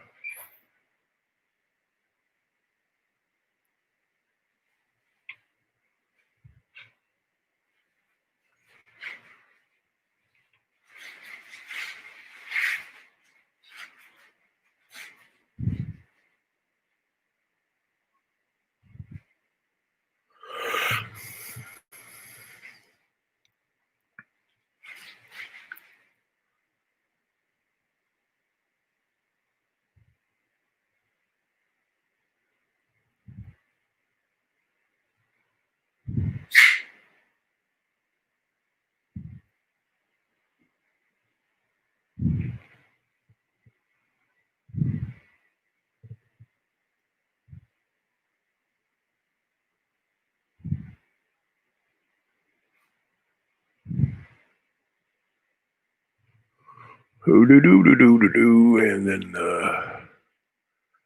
pants colors for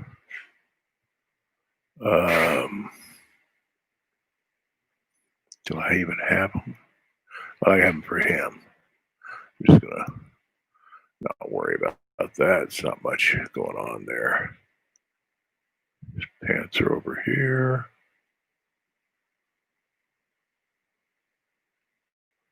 A little bit there. Yeah. That'd be all right. And then yellow star. Yellow star for our intrepid lawmen. A bit like that. With that beige tone over there, it doesn't stand out too much.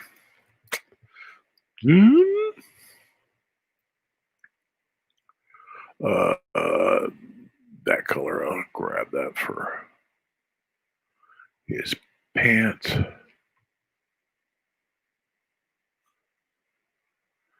Sort of like green khakis. I've got a pair of those.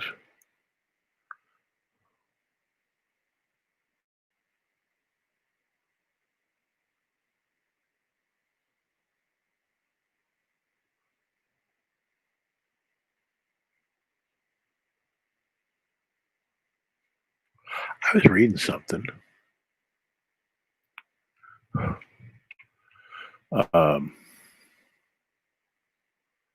Back in the 40s, or I guess 40s or so,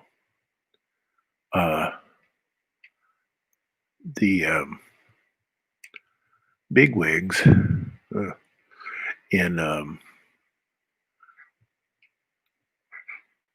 comic strips, not comics themselves, but in comic strips, frowned upon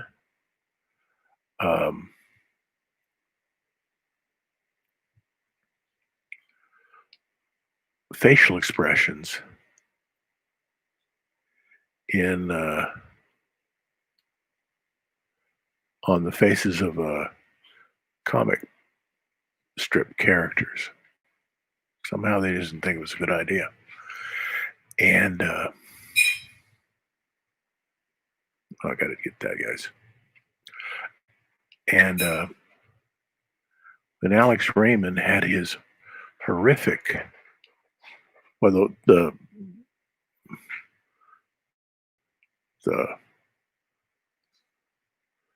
car wreck that killed him. When he had that, he had been in Stan Drake's studio talking to him about the use of facial expressions, because Drake was doing The Heart of Juliet Jones, and she had all these, facial expressions because it was really a romance comic.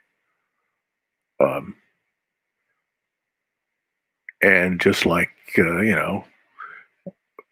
Toth, and really Toth was the best. In romance comics at the time, this is like these heartfelt looks on your face and everything, which you can't really have romance comics unless the women and the men are going and have that look on their face. I'm in love. You can't do it. You can't have a straight face that says, I love you so much. That's just not going to work. So he was at his house talking to him about this thing he was doing, where he would be giving a lot of emotion to the characters' faces. And Raymond was doing Rip Kirby, and I guess he wanted to add those things to it. And then they went out to that drive in the Drake's Corvette, and they had that horrible accident and everything like that. But they were the whole thing was the reason he was even there was because at one time he just didn't use facial expressions in comics at all. It was used in comic books, but not comic strips.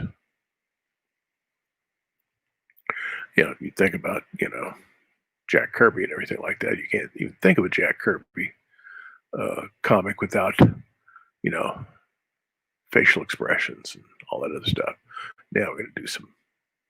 I'm going to go over here. I'm going to pick this same color that I used for the background. Make sure it is. Yep, it's 40, 40, 40. That's good. That's good. It was actually 42, 42, 42, but I can live with that. And then start coloring in that background, which will separate old Blue Boy from that background.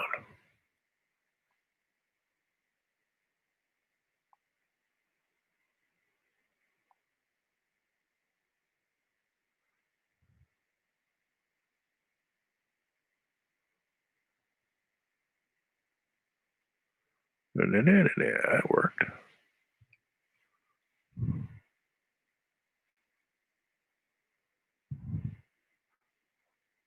I can get rid of that. I think I can. Yeah. Oh well.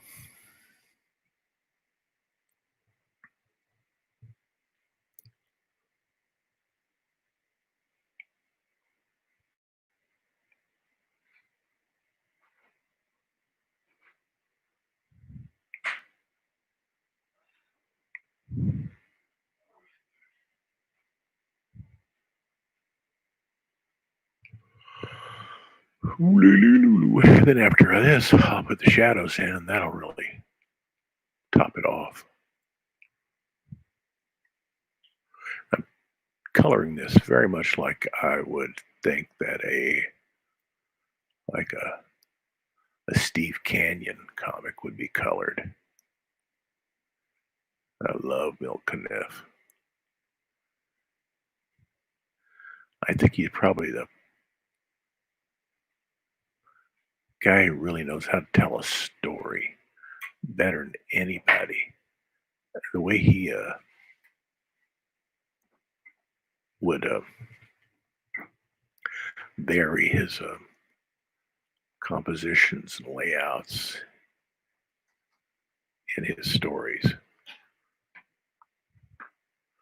I just don't think anybody. He's just so good.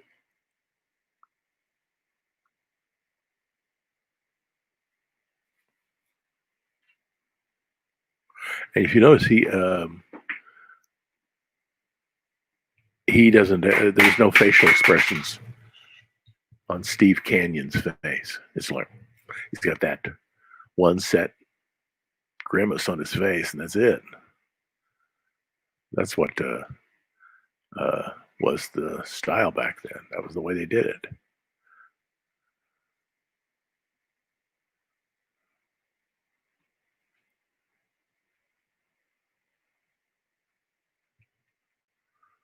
And I guess he was doing that in Terry and the Pirates too. Some guy took over for him. I've forgotten the guy's name. He drew almost like Caniff, but his faces all looked exactly the same. Everybody had the same look on their face. Everybody looked the same, as if they came from the same family. And I try to avoid that. I don't know if it's possible to have your characters all have somewhat different look. I don't know if I can do it. I don't know if I do it. But what the heck. Okay, slightly different than that and that. Okay, then we do the same thing over here.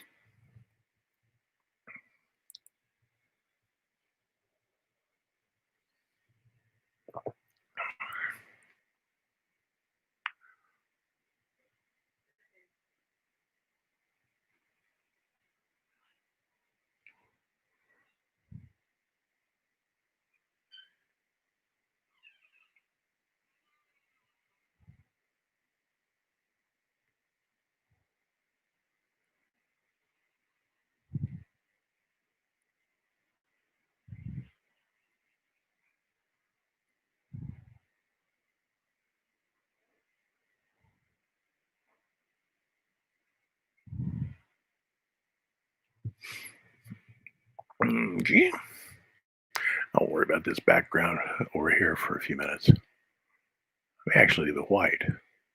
Might be a bad idea. What the heck? Is there any law says it can't be white? Might, because I'm going to have this silhouetted like I'm going to have the same problem with this background. But let's see.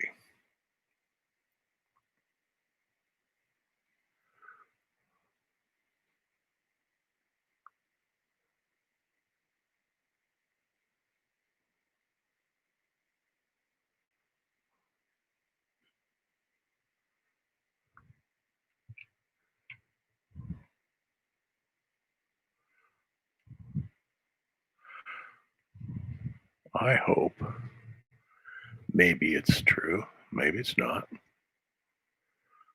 that my effort at creating a series of connected stories that all gel and tell this one huge story will be have been a good idea. I just have to really and craft these series of stories really carefully and really work on basing and rewriting and redrawing. And when I see a weak drawing, just say, okay, I'll redo that. I might have to actually, for the print version, which is like 76. My first Kickstarter campaign will be out next month. It would have to be wildly successful to include these pages. I'm thinking mostly it's going to be first couple of chapters of the first 3 chapters. One of the two. It depends on how successful the campaign is. I have stretch goals that will enable me to add a lot of pages. If it gets really wild, then it could be up to an 86-page book, just a comic, just a regular comic book. 86 pages. Hey, we used to have those all the time. They were called annuals. Get your 80-page annual. Everybody loved that. They're all just reprints, but loved them. Boy.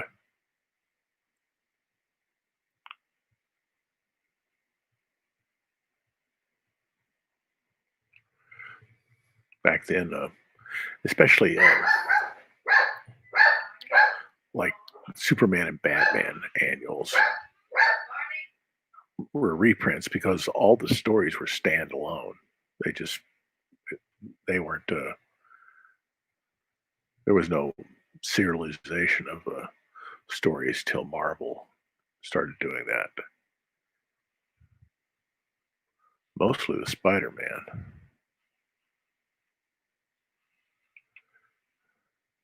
So it became like a soap opera. That was a major innovation, bud. That was major.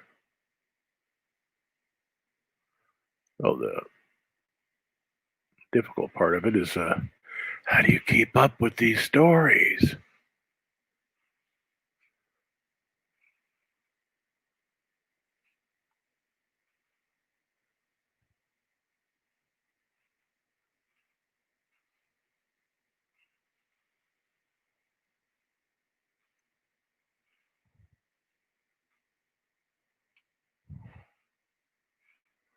I fix those little problems that just popped up right there.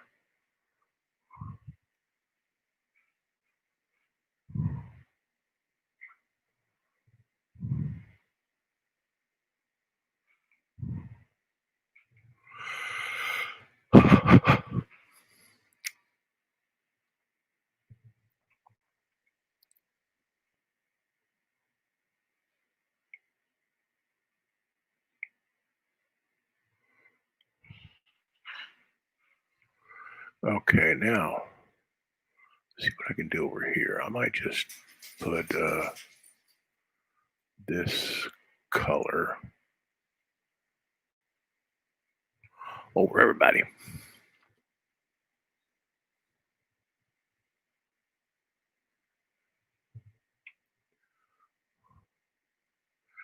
Now tonight is definitely pizza night.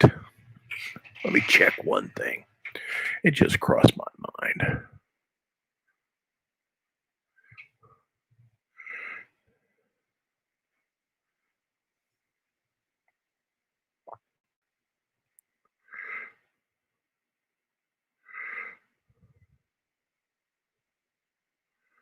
Ooh. 4, 5, 6, 4, 3, 4. Okay. Okay. Where is he? Tied for second. I could dig it. Today -4. He's total -9. Okay. I'm following Jordan Spieth. He's tied for second, I believe. Let me look. Leaderboard. Give me the leaderboard. Spieth is second after Schaffel and Varner. So he's -9. He's having a good day. Okay. Sorry, guys. I got to keep up my boy.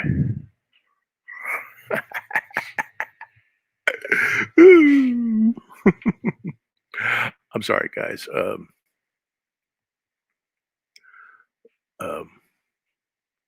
I've been a fan of this kid ever since he won the John Deere Open. He's just the finest person. He's just a really good guy, and I have a special needs foster daughter. So the fact that he is crazy about his little sister who's special needs, that really hit me. And so I'm a big fan of him because he's a great guy. He says his little sister keeps him grounded, what's real. And I worked with special needs kids for many years in my years as a high school teacher because many special needs kids love art. And I had some special needs kids that were just outrageous artists. They may have had a time getting it across to you what they're doing and why they're doing it and everything like that. But the work they were doing, if they were you blew it up to a decent size for like an easel painting or something like that, uh, it would be the equal of any Dada artist that ever lived. Be the equal of Marcel Duchamp. Marcel Duchamp would have absolutely given his eye teeth to have done some of the work that some of my kids did. Just gorgeous stuff. And the height of their day was their art class. They just loved it. And so I just loved teaching special needs kids art. I had this one girl. I don't know about you, but an origami diagram pattern is like Greek to me. Like, how do you do that? She would look at it, she'd get it right off. Boom, boom, boom. And before you know it, she had this origami thing perfect. Didn't matter how complex the dang thing was. A perfect origami um, fold done. And it was just, how did you do that? And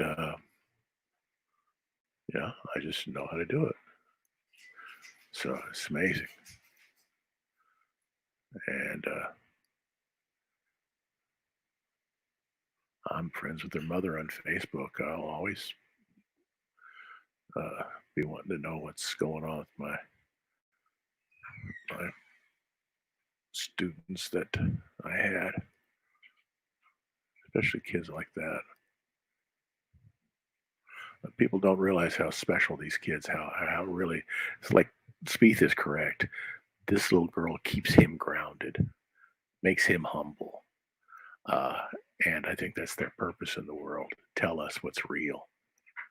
Um, without us, their lives are really, really difficult. But with us, their lives are really quite wonderful. Their job in this world is not to do anything other than make us better people because they're already good people. They're already great people. They don't need us to be great people. We need them to be great people.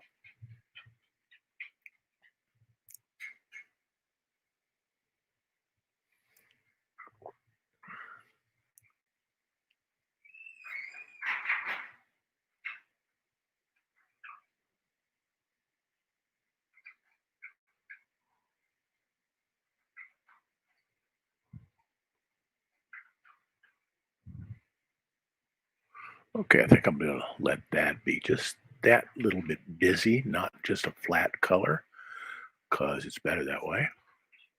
The same thing over here.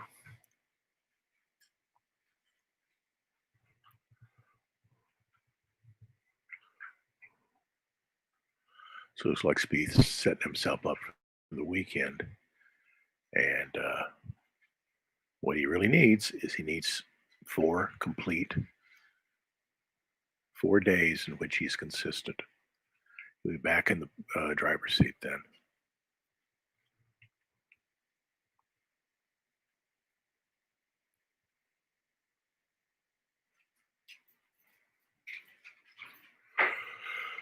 La la, what was that? Okay, la la la la la. Okay, now we're gonna do the same thing here. And if I don't have any gaps, places I haven't remembered to color, then I think I can start laying in my shadows, and I may actually finish this piece in the next half hour. So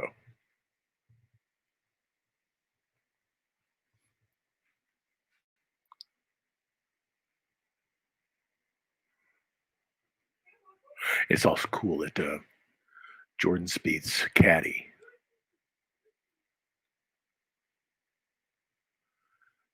before he was a caddy, was an elementary school teacher, which means both these guys are super special.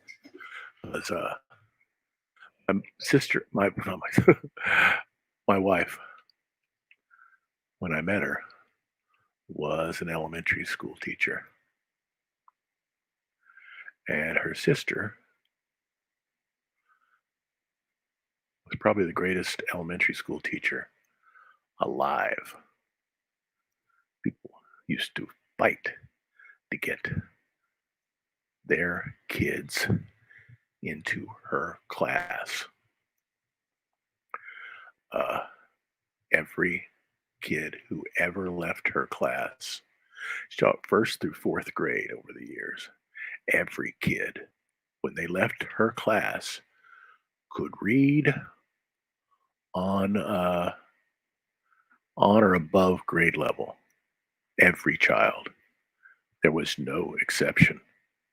And she taught for 30 years, which means that it can be done. You just have got great. You have to have great teachers. That's the key. The great teachers and parents who give a hoot. You got to have parents who give a hoot, because if they don't give a hoot, then what are you gonna do? Okay, get rid of all that. A little bit, but with a partnership of parents who are involved with their kids and make sure their kids do their homework and things like that. There's nothing that can't be done. It will solve all of society's problems, because all of society's problems have to do with access to information. If you got information and you can learn, there's nothing that can't be done.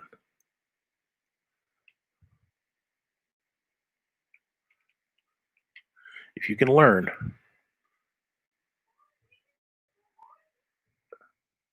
then anything can be done.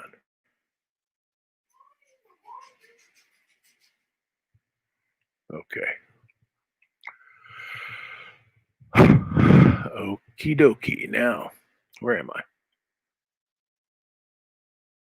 Oh, that. Okay, the gun. Uh, living in the. This is 100 years ago. It's a gun culture. This is the South. Can't write a real story unless there are guns. Now they have to be. It ain't. It's not the old West. Not at all. It's far more civilized than that. But everybody has a gun. You're just not going to find people who don't have handguns and rifles and all types of stuff like that. That's the way it is. So when I wrote this story, I had to go back to my old, when I was growing up, there was gun. We always had guns. I never had much to do with them. My father regulated our uh, access to guns. You touched a gun without his permission, without him being there, you wouldn't be able to sit for a week. And we knew it, so we didn't do it.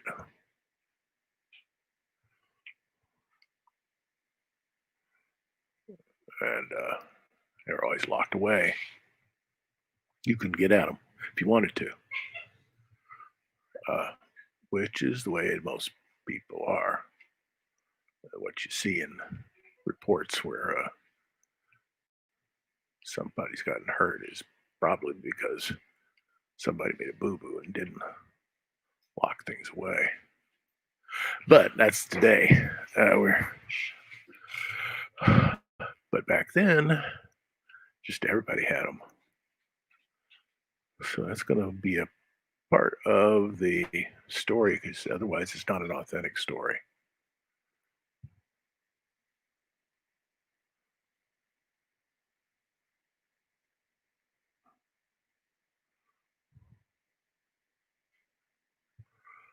There's no gun violence in my story.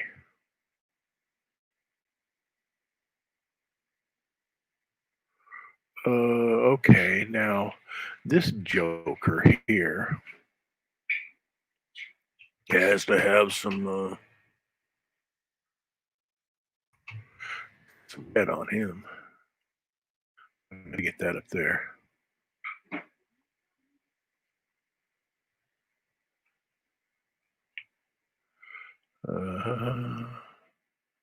That has to be normal. It has to be, yeah, it has to be multiply.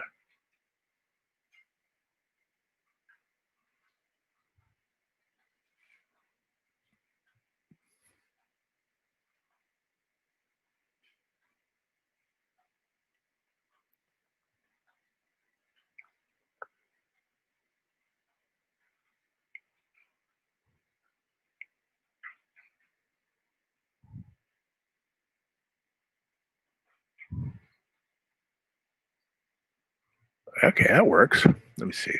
Now, when you want to make it really look like blood, you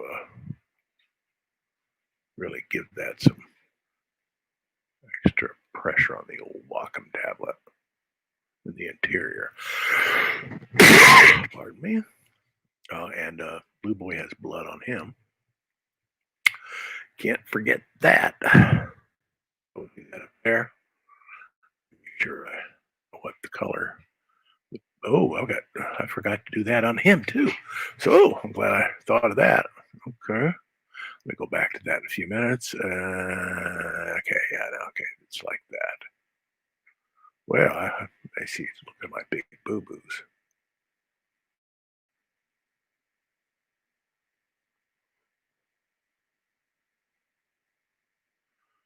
Okay,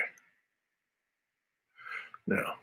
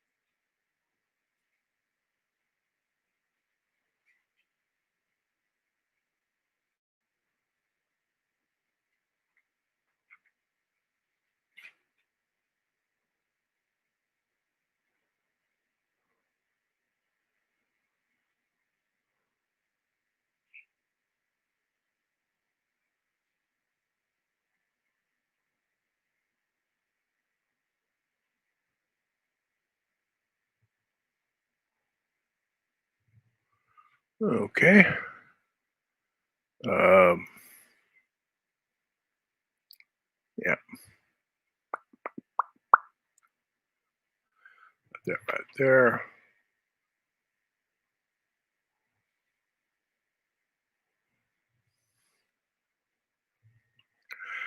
Now let's put that right there, but it's going to be much, much lighter.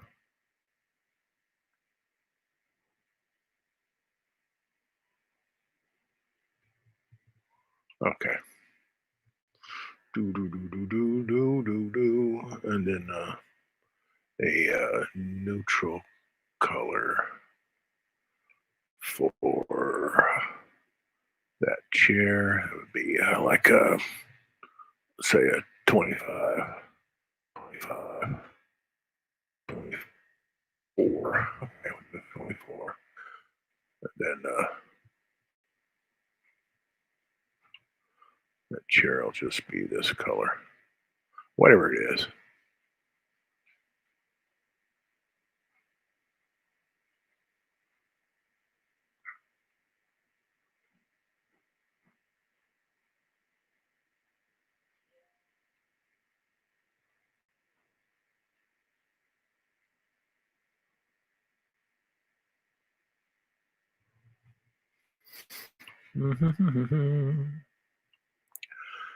Then some actual real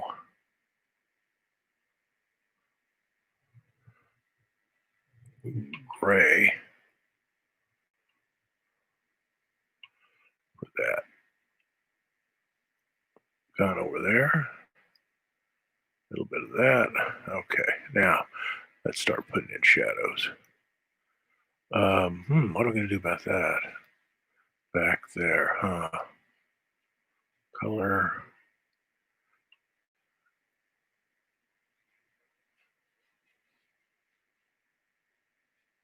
Yeah, I don't want that to be too sloppy there.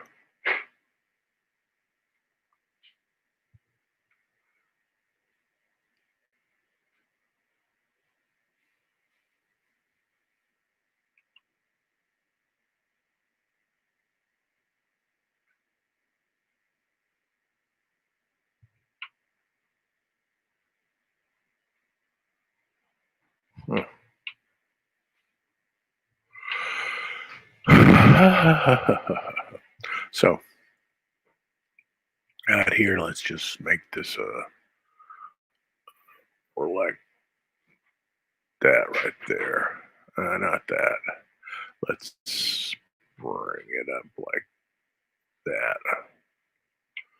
So that this color out here doesn't detract from anything.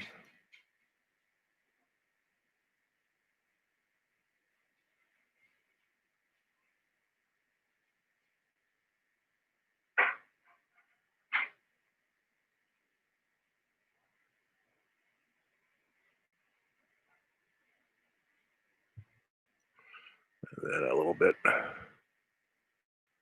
bring it up here.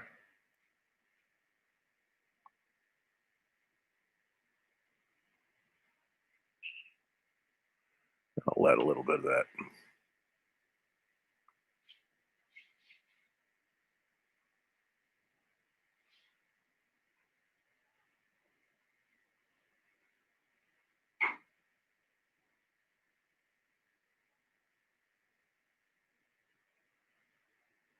Okay. So there we go. Now this tone here, I'm going to do this one little thing. Just, yeah, just bring that out so that gun has just, so it's there. Now I'm going to create my shadow color.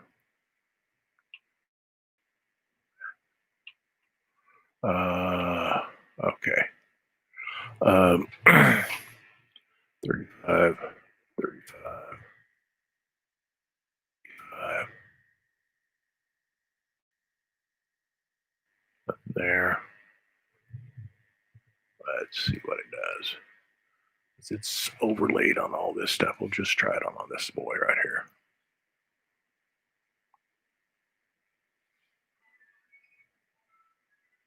We got it on normal. That's not good. There.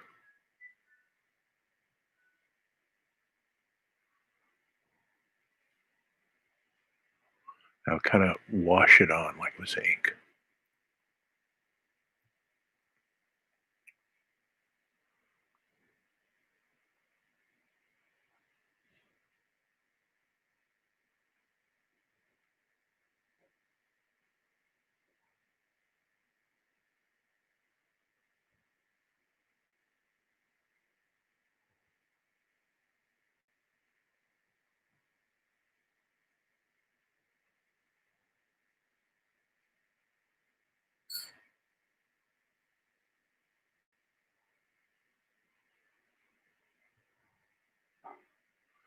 In doing this, I seek to make sure that the color does not overcome the drawing. It doesn't become the main star.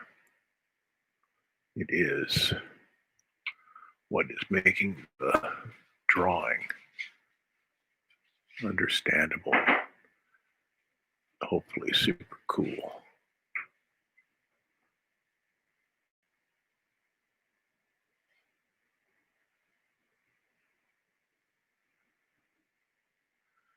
I love these old lighting things that you see in old movies. That's where I get all my ideas about lighting. That and Caravaggio. Everybody has to deal with that boy. The most influential artist in the history of the world.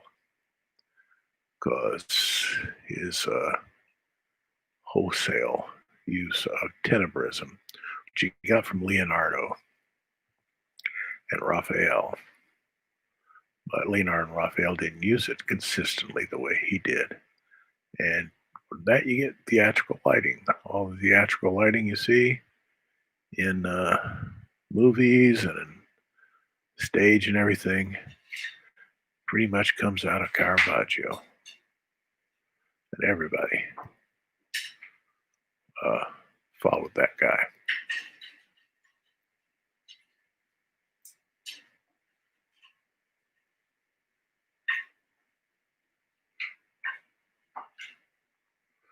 You look at and of course, when you're a a genius like a Rubens or a Velasquez or a Rembrandt, you personalize it. You're still influenced, but you personalize it. You make it actually, Velasquez's use of tenebrism is more subtle than Caravaggio's.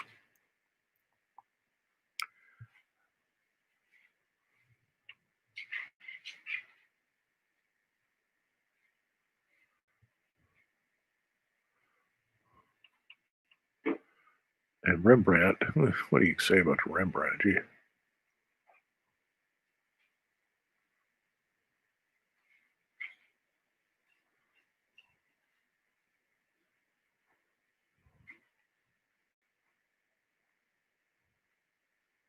Yep, just make it look like it was brushed on with ink.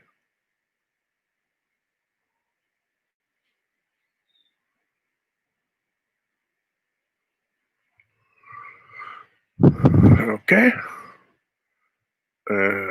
This guy's head is a little bit in the shadows. His life's in the toilet.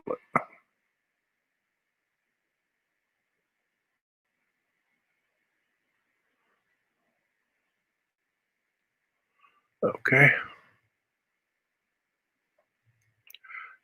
And here we're going to use the lighting that is always a part of cylindrical objects or round objects or anything like that, which is there is a core shadow, there's light, highlight, core shadow, cast shadow, ambient light's all a part of it and everything. Blah, blah, blah, blah, blah.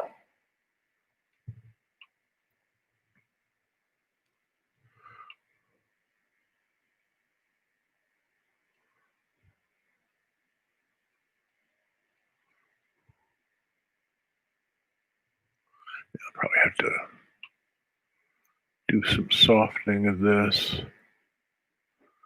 This doesn't look too. Yeah, I care. This is a little too hard. It's a little too hard.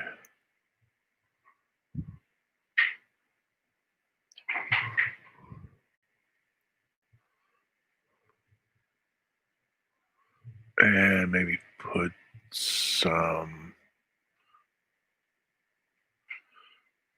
shadow down here.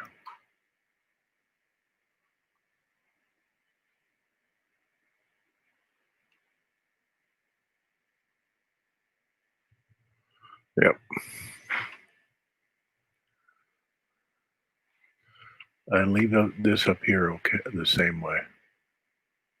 Just leave it alone. Probably what I could do is I can go in and yeah, do a few little brush strokes there with the smudger to keep it from looking like it was just filled in.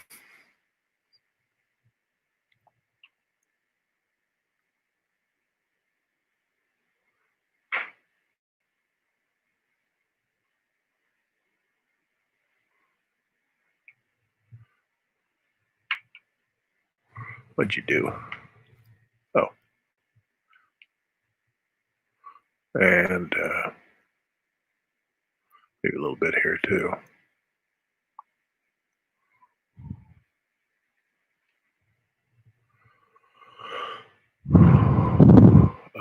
Down here in the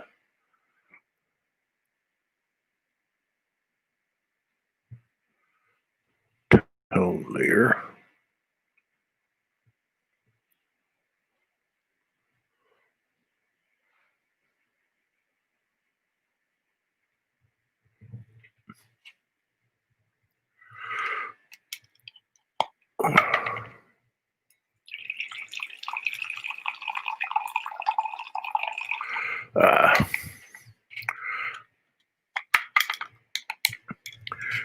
If you live in the Midwest and you have never experienced Cuban espresso, you have not lived.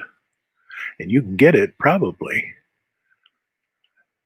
you could order it from Walmart. But you got pretty much everything. Let me see if I can get rid of that white line right there. What's going on there? Huh.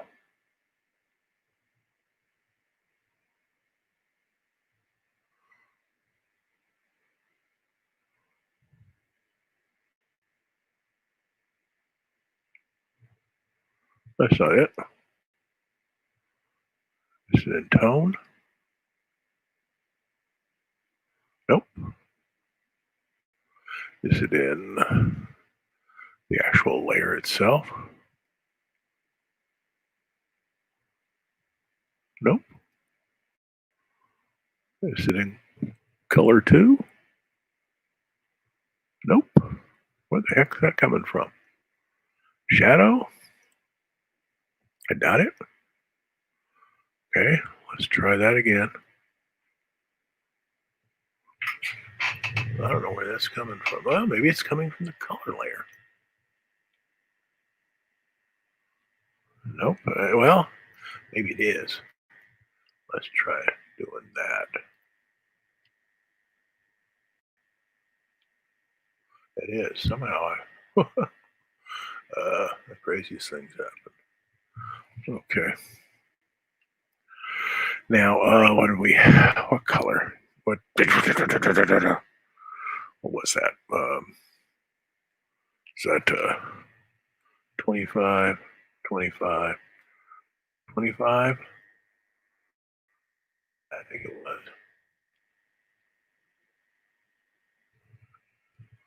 Well, put it on shadow layer and we'll see whether it was. Yeah, it was. Okay.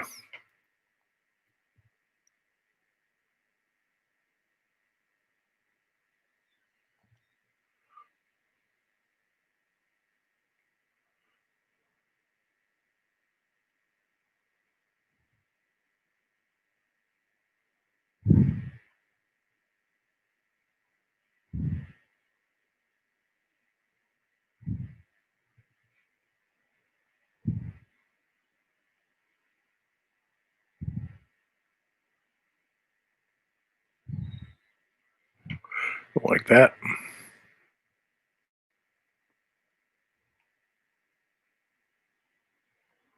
I can live with that. Let me see. Right here. Can I?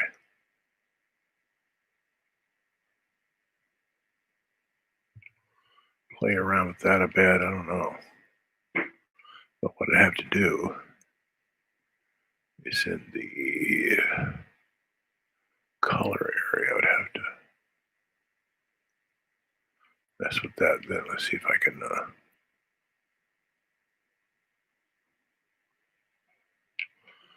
blend those.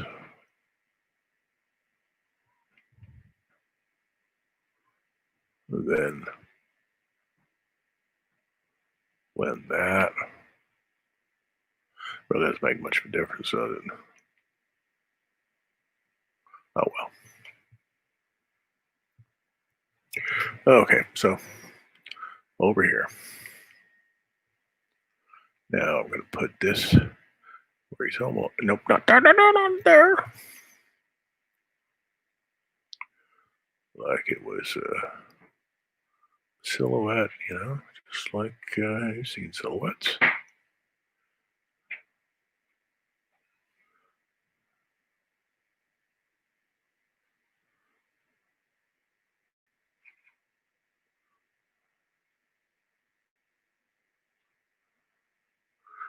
Let's see if I can have one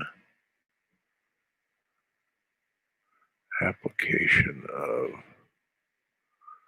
this brush stroke, just let the whole dang thing look like it belongs there.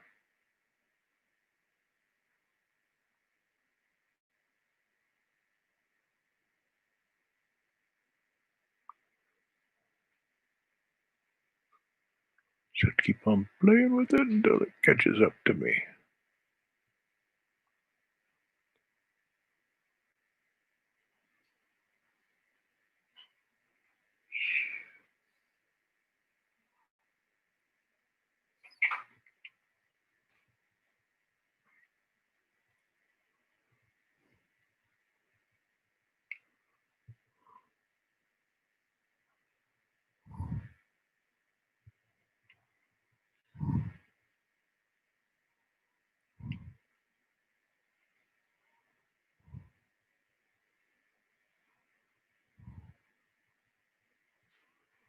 I really did a cover up, didn't I?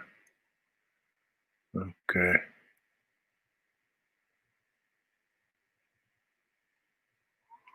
Okay. Do. This guy's face gets mostly covered. I may have to redraw part of his face. I'm not crazy about that one. Won't be too difficult to do. I might actually do it in Photoshop.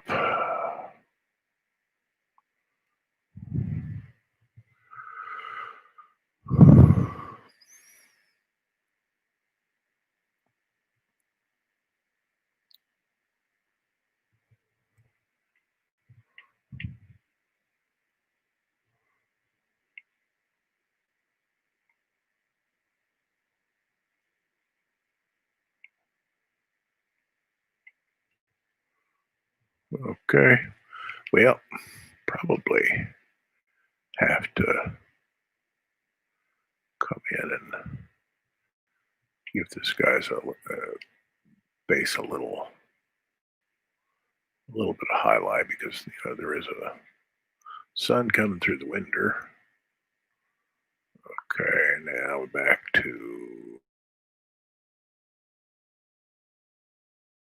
this in color, in shadow. Okay, now we're implying that this is the shadow of Blue Boy over his face.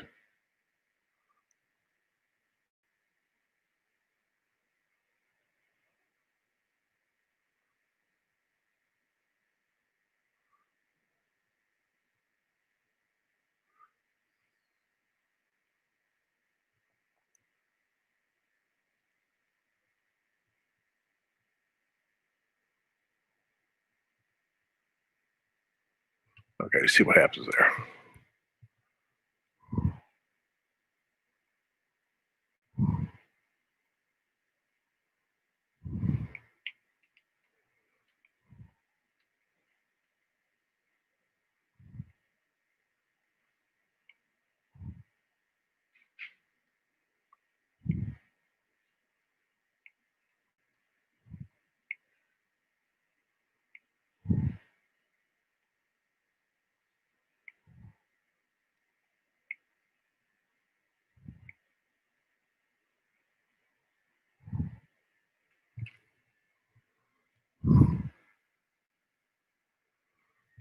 Okay.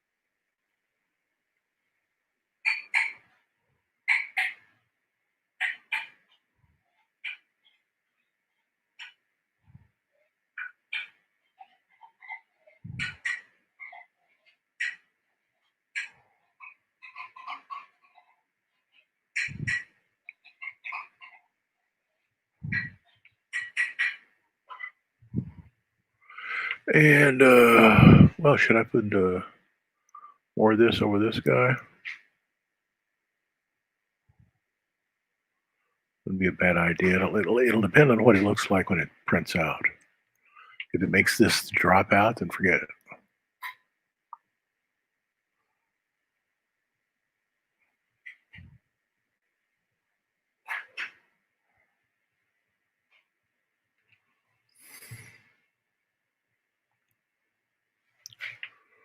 And I'm gonna smooth some of this out.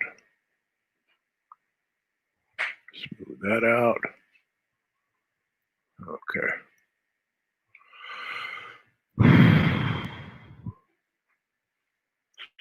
So, thinking I need a slightly darker second, more like 31, one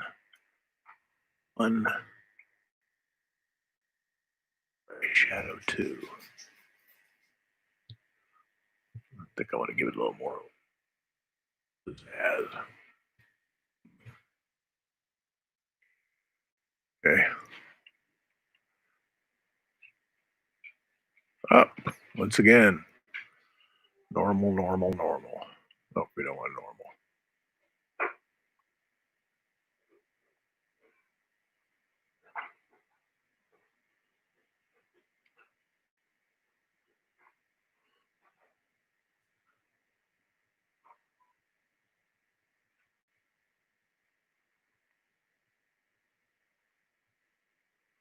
I want it to be everywhere.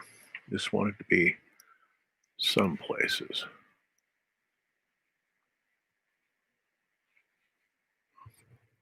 Nope, not this guy's face.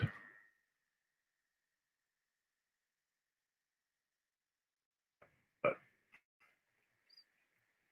down here, maybe.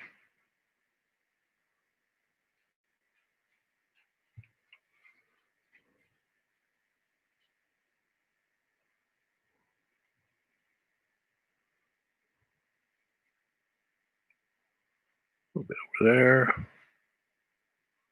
Up and down like that. Up like that.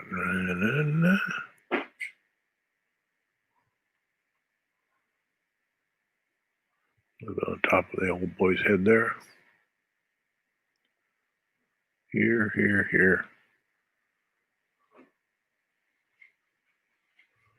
Okay. I don't need anywhere else. Needs it right here.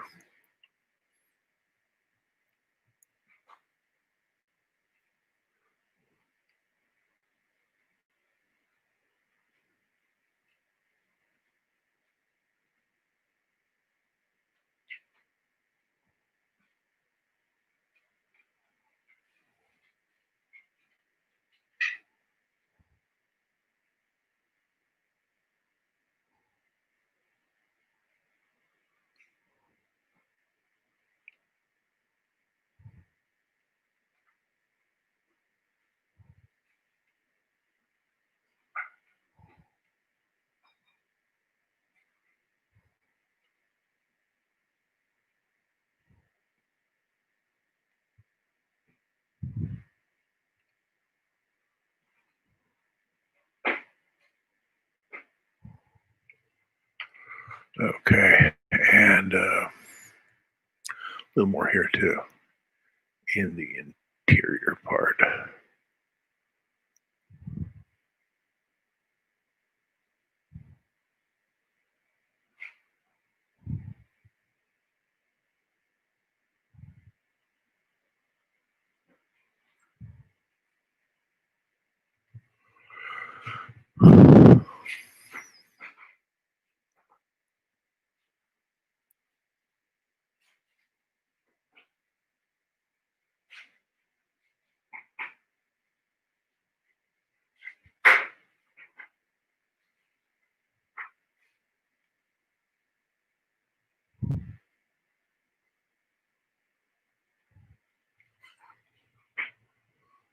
Okay. So I'll give this guy a few little things right here. I don't think that was necessary.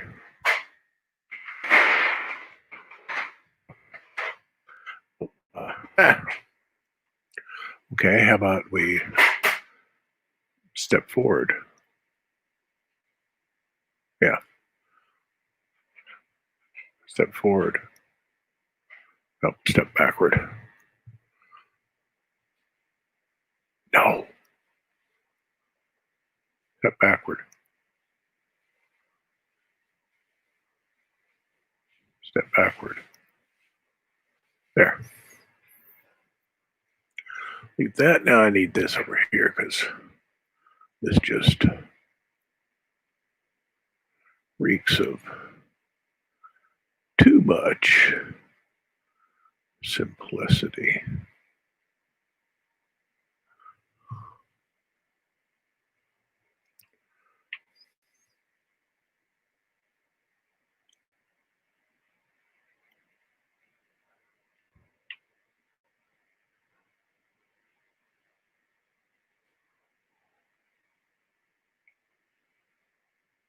See if that works. Looks more like he's got a 5 o'clock shadow. Yeah, leave him alone.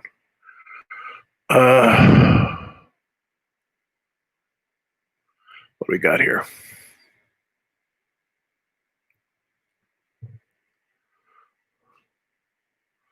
Okay. I think I've come to the end of my road. Let's save this thing.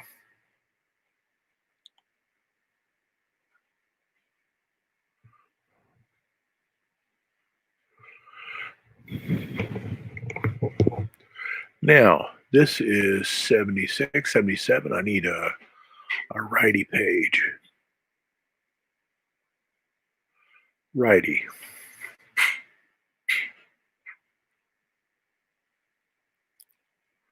And I get rid of that, Okay. And then I get rid of the white. And it tells me what okay. Now I need to open up 77. Which I think, yeah, I got it right there. 77. Set things up. Oh, yes. Oh, I've already got 77 set up. All I need to do is to turn it into CMYK. Oh, good. I'm glad I did that. Goody. Don't flatten.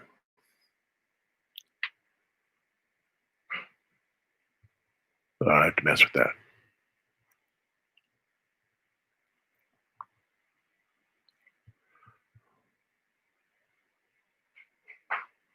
Okay. Then my tone layer needs to be filled with color. It's that color.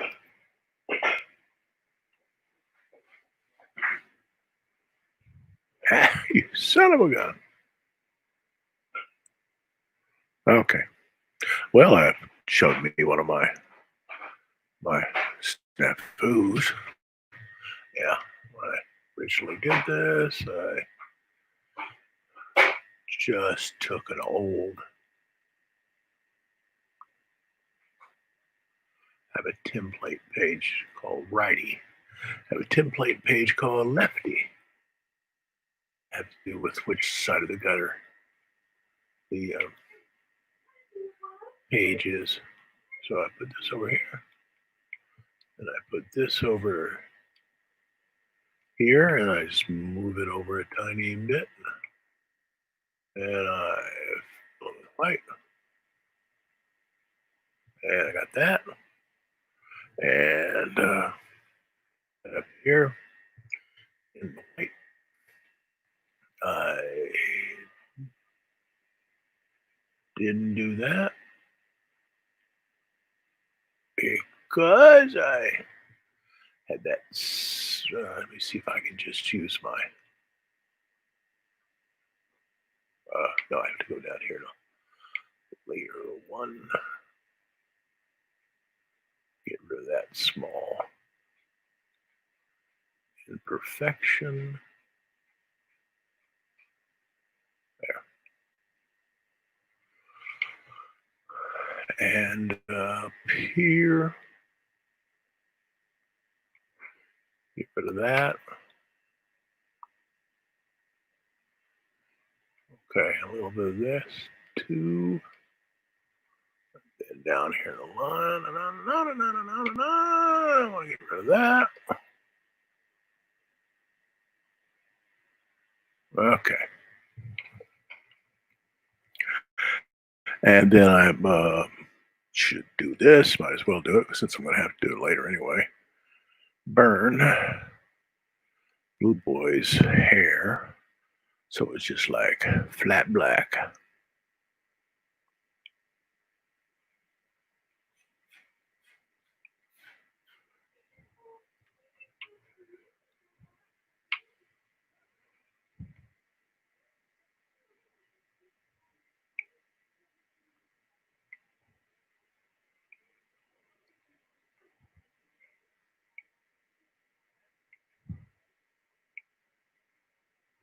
Okay.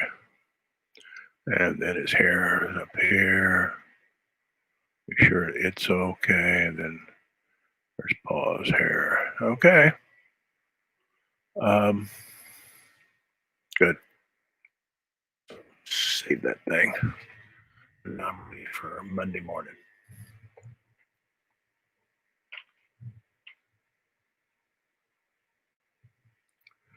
Doodah.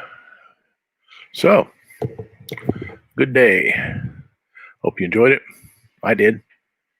Glad Ruben Pusinelli dropped by, old student of mine who is a graduate of Ringling School of Art and Design, and a fine school it is. And now he's working for NBA Live. Boy, isn't that cool? You go, hey guys, there are all types of careers in the art world. And you know, you can do all types of stuff. Don't be a silly boy like me and think you're going to go, it's that Hollywood thing, don't worry about it. So I'm happy I did what I did, became a school teacher. Because, like I said, met all those special needs kids. So I'll be back on Monday, and we had 3 hours 15 minutes of this stuff, and it didn't have any major technical no technical glitches. Huh, what's going on? So I'm happy. So I'll be back on Monday at 10 o'clock, and in the meantime, I might do some reruns over the weekend. But stay cool, stay safe. Don't take any wood nickels; they don't make them anymore. And I'll see you on the other side. Bye-bye.